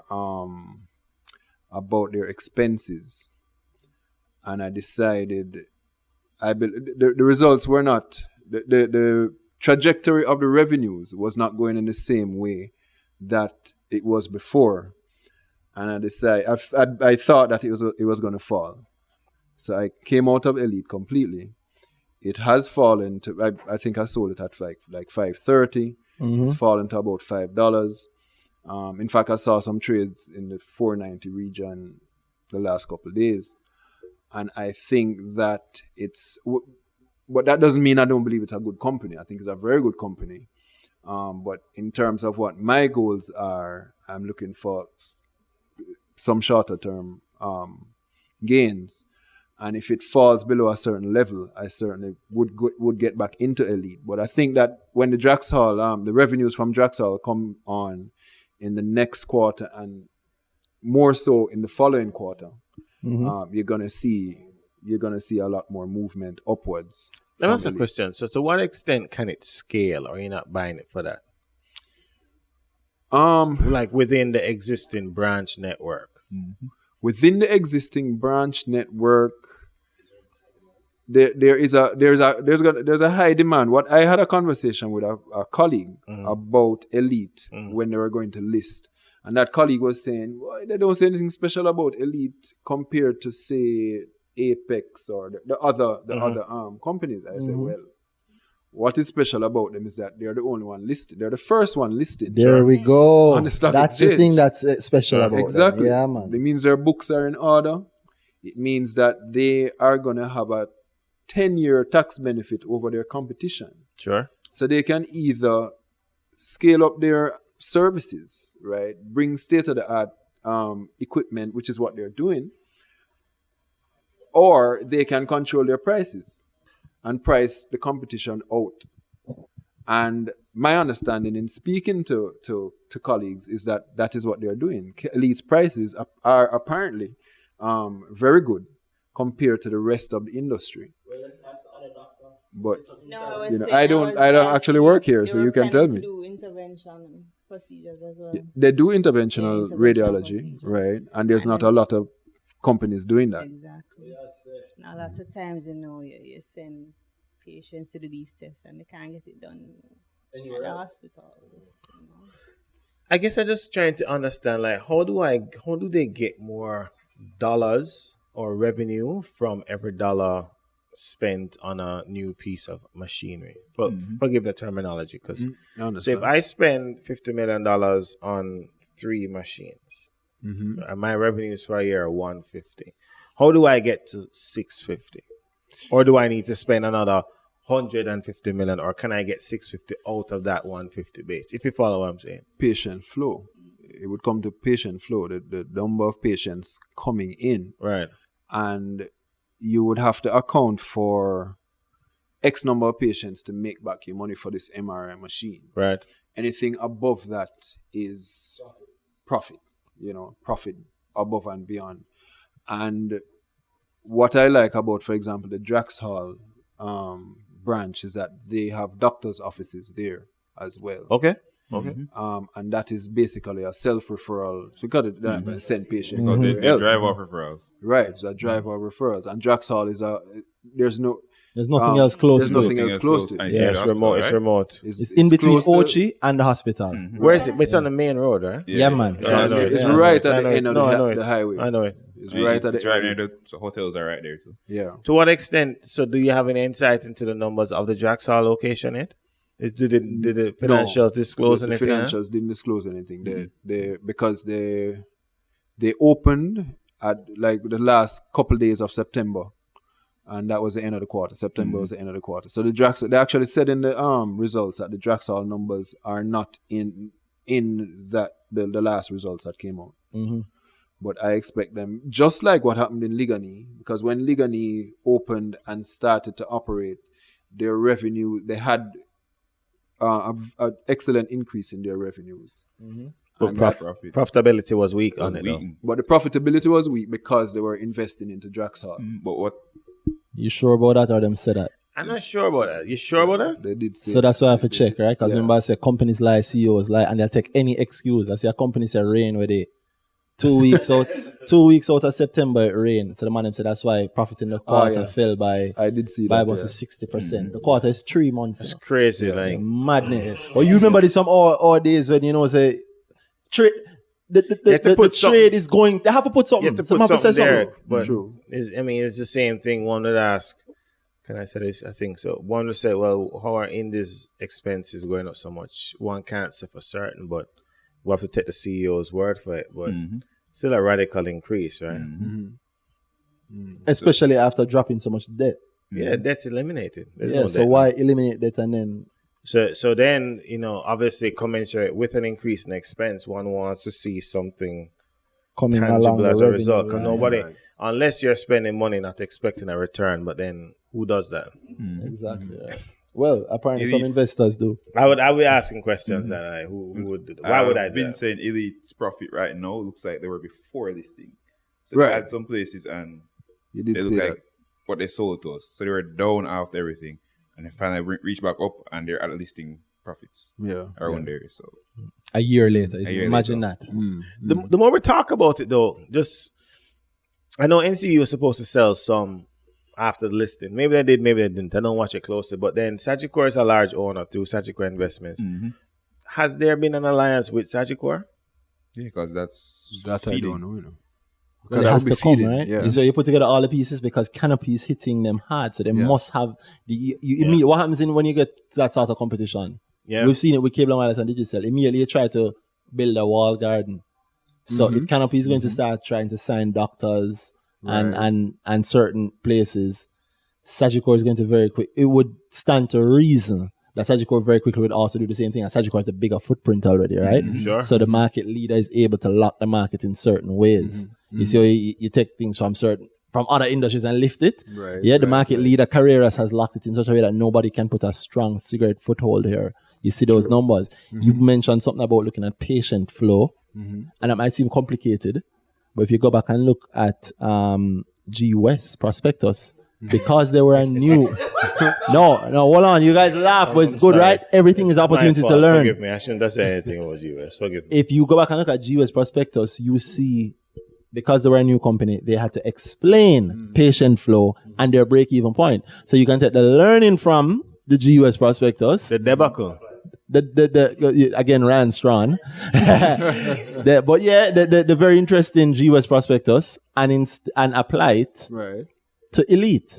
Yeah, Elite's current operations. You see how you take one and put the other. Tell us about this debacle though. I just Rand. and maybe I'm not able to comment fairly on it because there was just stuff making the rounds. But I think on the surface, based on the numbers, it has underperformed. And I think when you see CEO changes, CEO departures, Execs jumping the ship. executive chairman is running the company now. Ooh. Is the building even finished yet? I don't know. It looks nice. I've physically seen it. It looks good. But I gather there were some technical challenges in terms of the roofs being too low. And again, this kind of stuff didn't surface in the media. So I was led to wonder, and I never liked it because, again, the same thing is scale. But that's me. Remember, I don't invest at 20 and 30%, so I'm looking for upside because I buy it. I want to know I can sell it, and somebody's going to come out. And somebody's going to come in when I come out and still feel there's upside. If I'm buying for 30% and I sell at 30%, and the onlooker, rather, I'm trying to sell at 30%, the onlooker is looking on and saying, there's no more growth in this. I'm stuck. Yeah, stuck. Definitely. Or I have to drop my price so that he can get some upside or she can get some upside by virtue of it. So that's why I like companies that have tremendous upside. So I can come out, somebody else can come in and still make some money. Still making some money at a point. Yeah. That's how it makes vibe. That's how it makes somebody's sense. buying. Nobody's buying at your price. No. Because you reached the point. No, they're looking at, when I buy at this price, I'm making money on it. They're not buying and saying, all right, it's only down from here, or the same old. You want to make some money on it. Sure. And that's the things I think that don't surface enough in terms of like the investor psychology side of things, because we can only think from our side. But there's another side of the coin. And our market is relatively small enough that we really should be thinking that way. It's not the US where you can trade at somebody and you have no clue who's buying. I mean, sure, locally you may have no idea too, but then if you really dig a little bit, you can get a clue. In the US, you're not seeing a queue, a bid queue or an ask queue. Right. You're saying? No, I was just saying, especially at certain volumes, I guess. You know? Sure. Yeah, because it's something that you guys pointed out on the last episode where I said it's easy to jump in and out at smaller volumes, but when you have a certain amount, then it's like You're really selling to somebody. Yes. Yes. I mean, if you're talking, $5 million or more, chances are, unless it's a big company, Yeah. What you want to hear from earnings season? Did I ask you that before? Did you move around? Ask me a Soti, but I haven't asked you yet. So tell me what you want from earnings season before. And I know Miss Braffins, you got to read one pick. Mrs. Braffins. Put respect to the name, please. You're goddamn right. You're goddamn right. But yeah, I want to hear what you liked and what you want to see in the year to come. I think People might think I just said Mrs. Braffins and then you answer, so just to be clear. I'm neither Mrs. or Mr. Braffins, just to be clear. Yeah. Honestly, like, you guys have been producing such good content, and it's just been getting better and better with each episode. So I don't even have anything to. I'm just sure that you guys are gonna have something great, especially since you said more greatness coming in the new year. But the only thing that I was the only thing that I would kind of try and get is more like how you guys analyze in the short term. So like, you're asking for the picks for the 3 months, like how you think about it.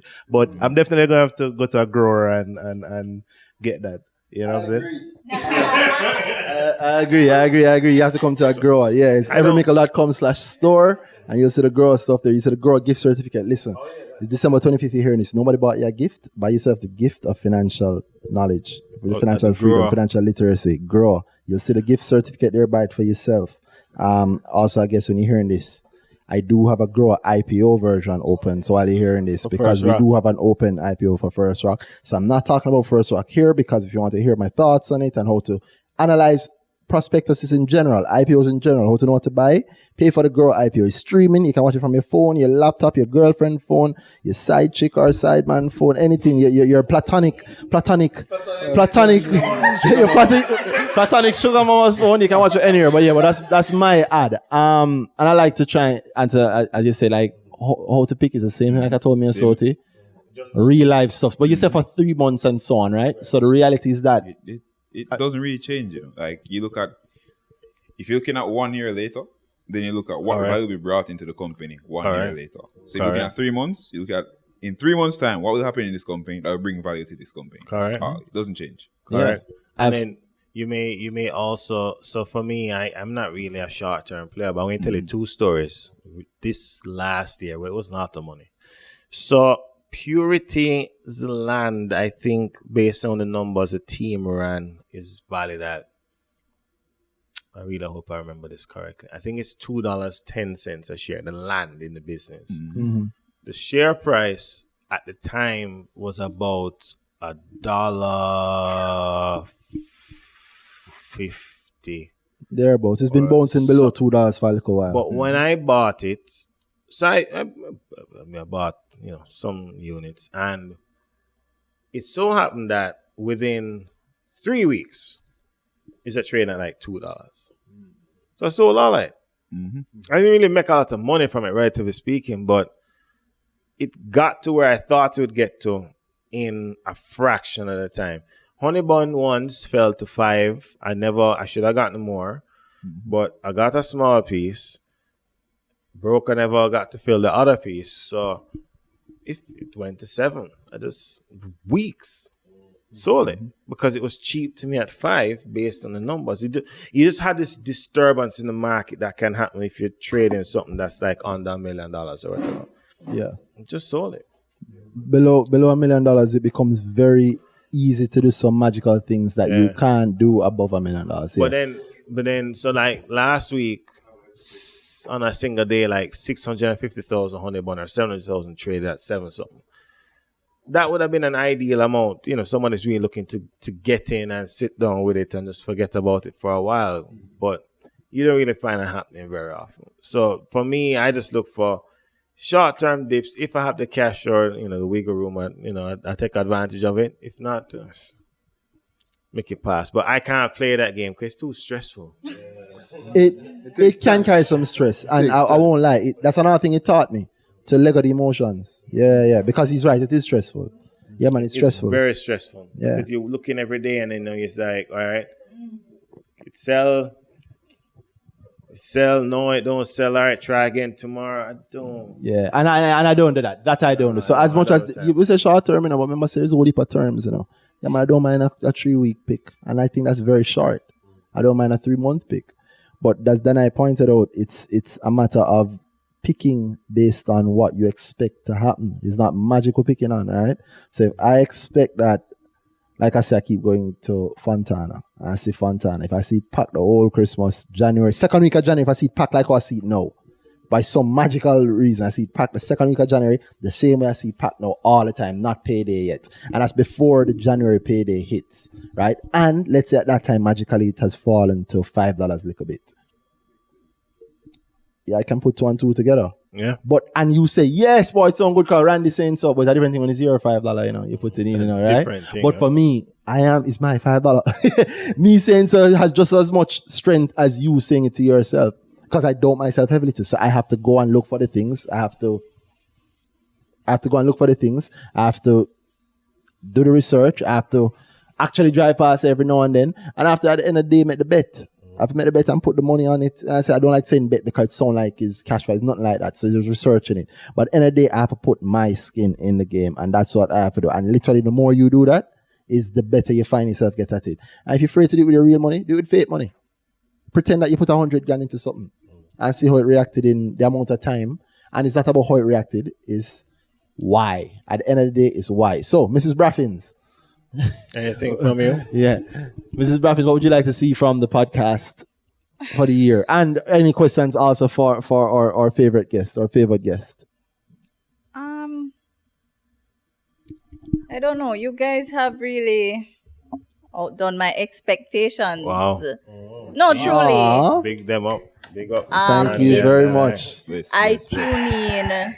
Well, maybe not Wednesday, seeing that it's always beyond my bedtime. Yeah. But I tune in. You're dropping shade for it dropping late. Oh, wow. I tune in every Thursday. Yeah, the podcast is to be dropped on a Wednesday. Not within our time, on a Wednesday. If it's not Wednesday, if Wednesday don't drop, then it's late. Wednesday in Jamaica time. Correct. But yeah, you guys just need to keep doing what you're doing. I've enjoyed it. Really good. I like that. More Ryan. We like when Ryan comes on. Ryan busy and I'm going to try to take over my show. Ryan, you have some politics to deal with, my lord. I'm just a visitor. You guys keep inviting me back. Yeah, because you're a good guest for another show. Ask Ryan a hard question like how you have him here. Yeah. You have the $1 million man here. Ask him a $1 million question. I don't know what $1 million. But Hey, million US. Any hard questions? Easy one. It's fine. This is your chance to ask Ryan whatever, Go ahead. Let me think about it. Oh, God, Phil, you don't miss must your have a chance. question. Phil, what you want to hear from the podcast for the year?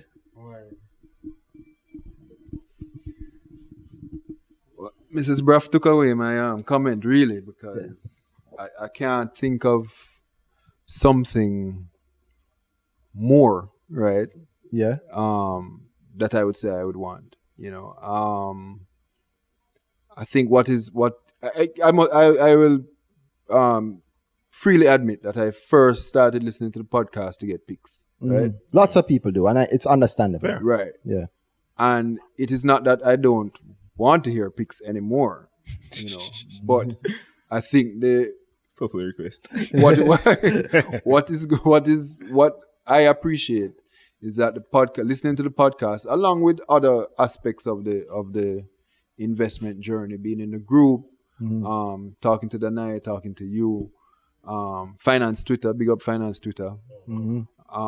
Yo, side note, Danai, they point out to me, who started Finance Who's Twitter? Finance no, Twitter? Anyway? No.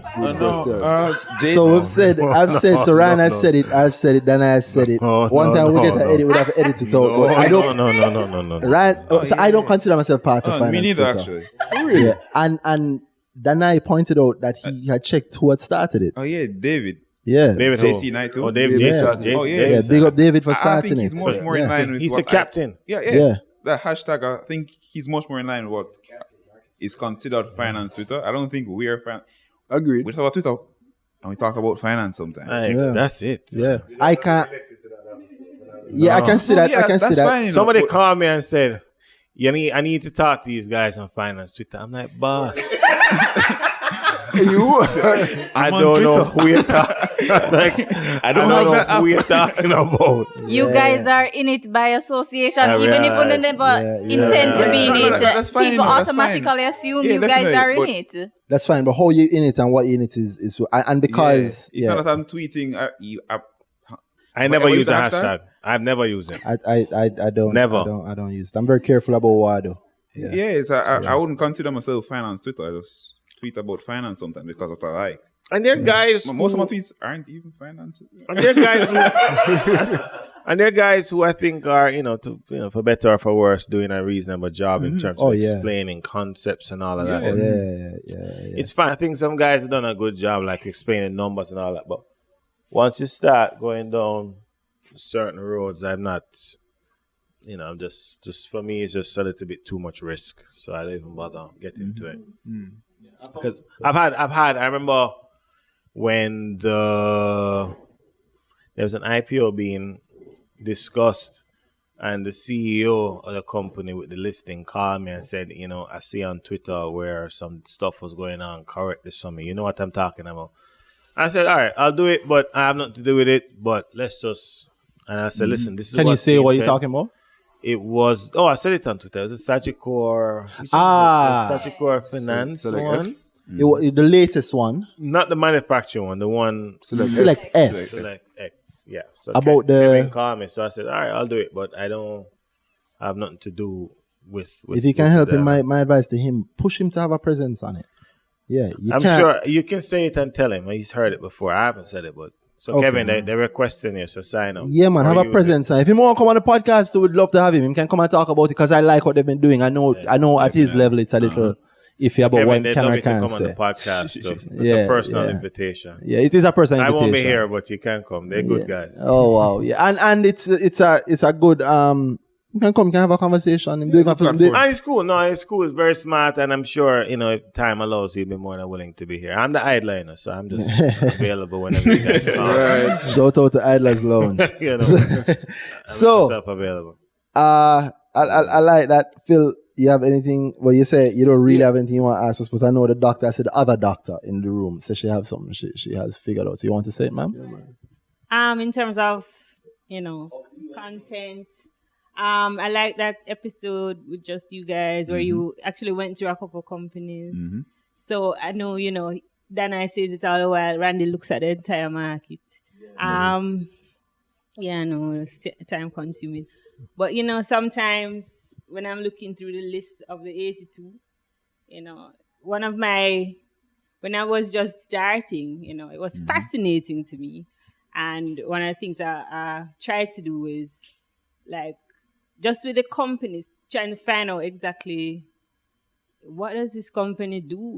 I've never heard of them.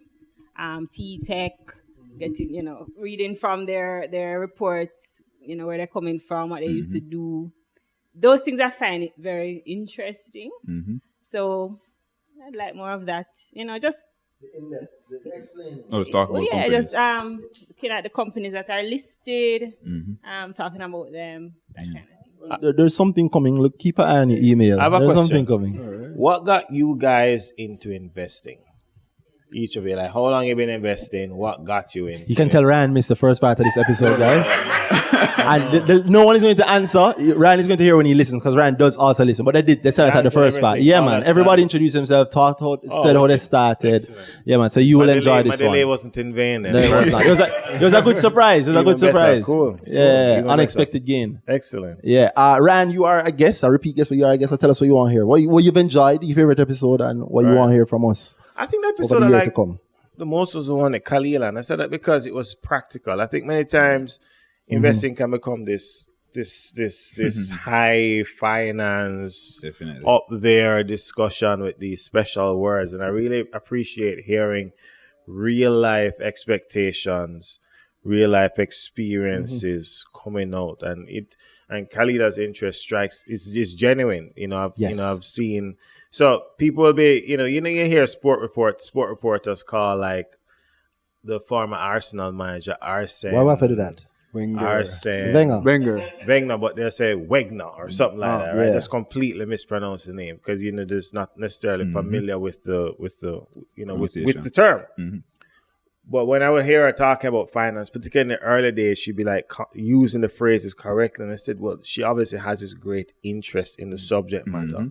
So it was my brain was tuned into that. So when I heard her on it, I was like, she's talking about Richie and talking about the experiences and what they do, like when they got married and the gifts and whatever.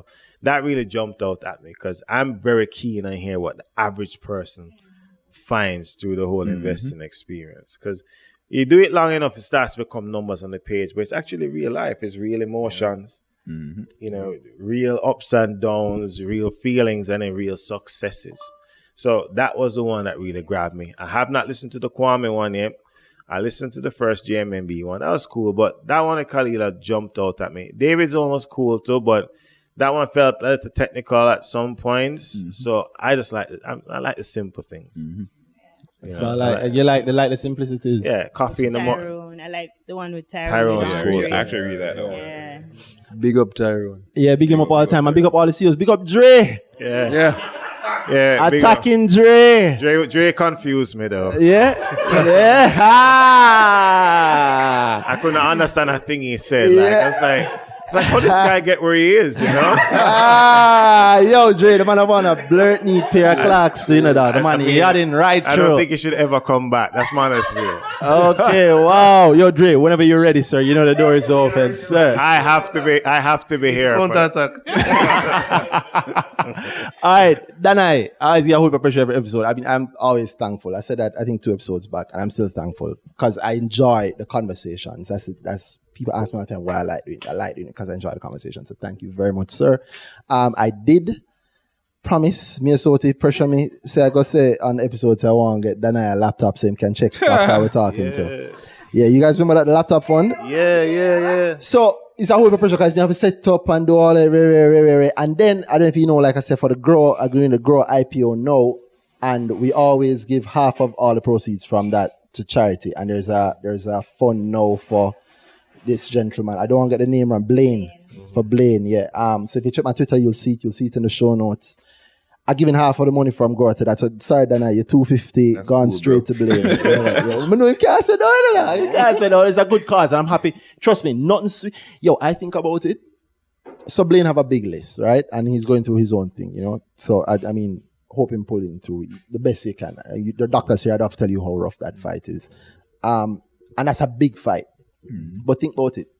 I could have one person join the stream and pay $65 and getting 35 US that he never get before. I see I get that wrong now. People know, sir. You see the numbers thing I tell you about? And then immediately they know it's fine. He's getting 30-ish because there's taxes, there's fees, whatever. But after that, he's getting that money that he didn't get before because at least one person wanted at least to learn more about investing, and that money wasn't around last year, right? I gave 900 and odd US dollars to the Jamaica Cancer Society just a few months ago, and the grow IPOs around is geared towards IPOs. So if you're a flipper, if you want to go on and make money, and I'm not cussing those people, everybody have their own needs, I just want to help you. And because I know it's a popular thing, I take half the money straight to charity. That money wasn't going there before. I've never given money to Jamaica Cancer Society. Tell me, sir, I give them over 100 grand just because I could, I wouldn't believe it. And tell me, says people that come in, because that 900 and odd means, you know what that means? You can divide it out to figure out when people are on the stream. And we gave it away. Just is coming up, then I don't say nothing because you work there. I can say something. You can talk the thing then. I think they benefited from Jamaica's airlift, and the chairman is a great person, Howard Mitchell. He's a great guy, and I think it's worth looking at. Let's see what the margins look like, but it's stable. Yeah, and I'll admit the bias. Barry don't get one wrong yet, so you know, we got Mayberry consistently. But yes, I'm thankful for Danai for being like a really good co-host. Pressuring me, even though pressure me as much on the show as you guys know, but it impressed me, right? Because I have to stay sharp because he's sharp, right? On the flip side, also he's impatient too, right? He's what? Impatient with the percentages. Yeah, yeah. When I'm hungry, which is good. I like that. I like that co-host. I like that in Britain. So I'm very thankful for that. For me, I like dropping the gems. I know people who are going to give the most convoluted gem I can. 100 grand in the next year, more than 100%. What would I do? I'd wait for AJAS. I'd put the 100 in, right? You're not going to get the full 100. You might get, let's say you're lucky, you get 20. You wait till you get your refund. That 20 is going to double to 40. Now you have 120 grand, right? Take that 120 grand out. I'd probably put it in JMB. They're going to report their first quarter with their fuller numbers with Sagicor Financial. People are going to be very jumpy. That's going to jump. When's that? Right? I don't go dates because I'm doing this very quickly because I want to wrap. They got a discount? They didn't get a discount yet, but this is me going hardcore. So this is fundamentals plus sentiment. Sentiment is going to be the first time that they're recording this heavy money coming from Sagicor Financial. I expect the price to rise. You get a 20% out of that. It might rise 40 or 50, you know. I'm just looking for 20. I'm jumping out. Remember the share base going to increase here, so EPS could be. You hear the expert. So you understand what I'm giving. I'm giving a people. Yeah, it's going to water it down. If it profits double and shareholder base doubles, so so it should water it down. However, they're probably going to report it against the old numbers, right? That's what I'm going at. So it has to be above and beyond, relatively speaking. And that is so this is me giving my gift. Okay. Yeah, this is me going too hard. There you go. Because again, not sentiment. He's 100% right. Yeah. So I'm not going to sit in JMB because JMB is, I believe, will have the spike. It's going to have the dip, and it's going to come back. It's going to spike even higher in the longer term. But that dip, though, not that dip, and that dip could last a amount of time. So I'm looking 20 to 30%. If it passed 20%, I might sell. So now I've gone 120 plus 20%. We're looking on what? My team? 140 almost. I've gone almost 50%. We don't hit March yet, right? we got March yet. People asking what happening with Trans.ja. I can't speak to you yet because I truly have to see the numbers to guess. I'm not going to guess right? But now I have 150 grand in mind. What am I doing with it? I don't know yet. If NCB reported something good, because don't knock NCB, now a year of fixing, I agree with Ryan and that, but those guys also know timing. So they know how to make little things happen at the right time to ensure that their quarterly numbers are good. Those guys are acting like they're already on a US stock exchange. That's how they act. I like that about them. And I think they'll have a nice amount of profit. I think, as always, Uncle Michael Lee Chin is going to definitely increase his dividend this year. I suspect that's going to have some effect on Select F. I look for a 10% from Select F with my money on my 150, so I got 165. We don't reach the middle of the year yet. You have JPS that's going to come to market. I'm sure it's going to be listed well at a nice fair price. I look in 40% on that, on 150 grand, 160 grand thereabouts. How much we gone? Almost 200 grand? Definitely more. Yeah, after Can you make your own- 40% on 160 over 200. There we go. Fling whatever you can after that into NCB and wait. I'm not a licensed advisor. You're just saying what you would do. Yes, I am just saying what I would do. My go hard course right now. There So I you hope go. somebody does the math, somebody listens to that, somebody enjoys it. Big up people have been listening all year. You have a whole heap more coming next year. There you So go. literally I believe in always trying to make the next one better. I am waiting for about late next year to find a specific tweet where somebody tell me say episode could be topped and just remind them. So I don't Who get said that? I don't know, but I'll find the tweet and I'll remind them. Yeah. Oh, word? Yeah. It was, and the truth is, it wasn't a bad episode. It's a great I episode. need to listen to it. Yeah, but I'm sure somebody told Bolt, say, yo, I mean, this 200-meter thing is good and 100-meter look good, but you know, you Was kind that of good, though? injured. The not the race, the episode. The episode, it was great, strong. great, you know, People but loved don't know it. me. Yeah, yo, don't come start no beef. Nah, Don't come Randy, start no It beef. was great enough, but them don't know me. Yeah. So I just add, I know we're wrapping. Is we'll be doing something in person next year. You'll be doing something in yes. person, yeah, man. But stop with the free promo upon my thing, my lord. This is next year, 2020. You'll be on it. Of course, I'll be there, and you will get the ads on, yeah, and I'll be proud of there. So if you guys had this sort of Yeah. conversation, but you've always listened to the podcast and you want to ask questions, Yeah. it might be a chance to ask all of us the questions face to face, get explanations, whatever. And it's something that I'm doing. I enjoy helping here. Then I tell you, say, yo, I'm good at charity. I don't know about that, but I know what it's like to help people who need it. I know how far I can go. So I'm very thankful for that. Thankful for the team. Thank you, Bam, for doing the work. Yo, Bam here, you guys can see him head on the desk. I'm tired. Yeah. We record these things. A lot of people find out we record these things very late at night. Dead And we at go night. for hours. Dead So at night. thank you very much. And now you guys also realize you've been sitting here for hours. So you realize that the long episodes don't make any difference, right? Would you believe we've been here for 3 hours recording? They're great. Thank you. It's been a great year. Yes, sir. And this is actually going to be the last episode that they hear from us this year. So thank you very, very, very much. Merry Christmas. Yeah. And Prosperous see you next New year. Year. Merry Christmas. January 1, Wednesdays. Everybody to do season. well. What's wrong? You guys have any last things you want to end with? You want to tell them your at? You want to tell them anything at all? Yes, no, maybe so. You want to get them followers, get that clout? Just hope everyone is having a Merry Christmas and a Happy New Year with their families, and get to investing, get to learning. Get those gains. Listen to earning season, get that money. Yeah. No, just not much to leave it. I just keep listening, guys, and keep making those gains. Dig deep, do the research, do the looking into every nickel, grow, and And if not just those, because I'll be grow expensive, $85 for the class. It's expensive. There are lots of options out there. So yeah, I like that. I like the space and I like that people are getting in, sir. Definitely. But Steph, I cut you to boast and Braffo, my little thing. Let me shut up. That's it. You enjoyed it. All right, Mrs. Braffins. I just want to say Merry Christmas to everyone. And if you haven't started investing, get on it. Sweet. Definitely. Mr. Elite. Yeah, man. Dr. Elite. Shady. But yeah, man, big up everybody, big up the podcast, Danai and Randy, for I would say the great assistance along this journey, and all the best for 2020 Yeah, to man. everyone. It's been great, and everybody who is not investing or who just starting, this is the way, this is the pathway to financial independence, financial freedom. Everybody should really get on board. Thank you, guys. So this has been earnings season. Look out for it next year. I'm at RT Row, Randy Row. And I'm H9.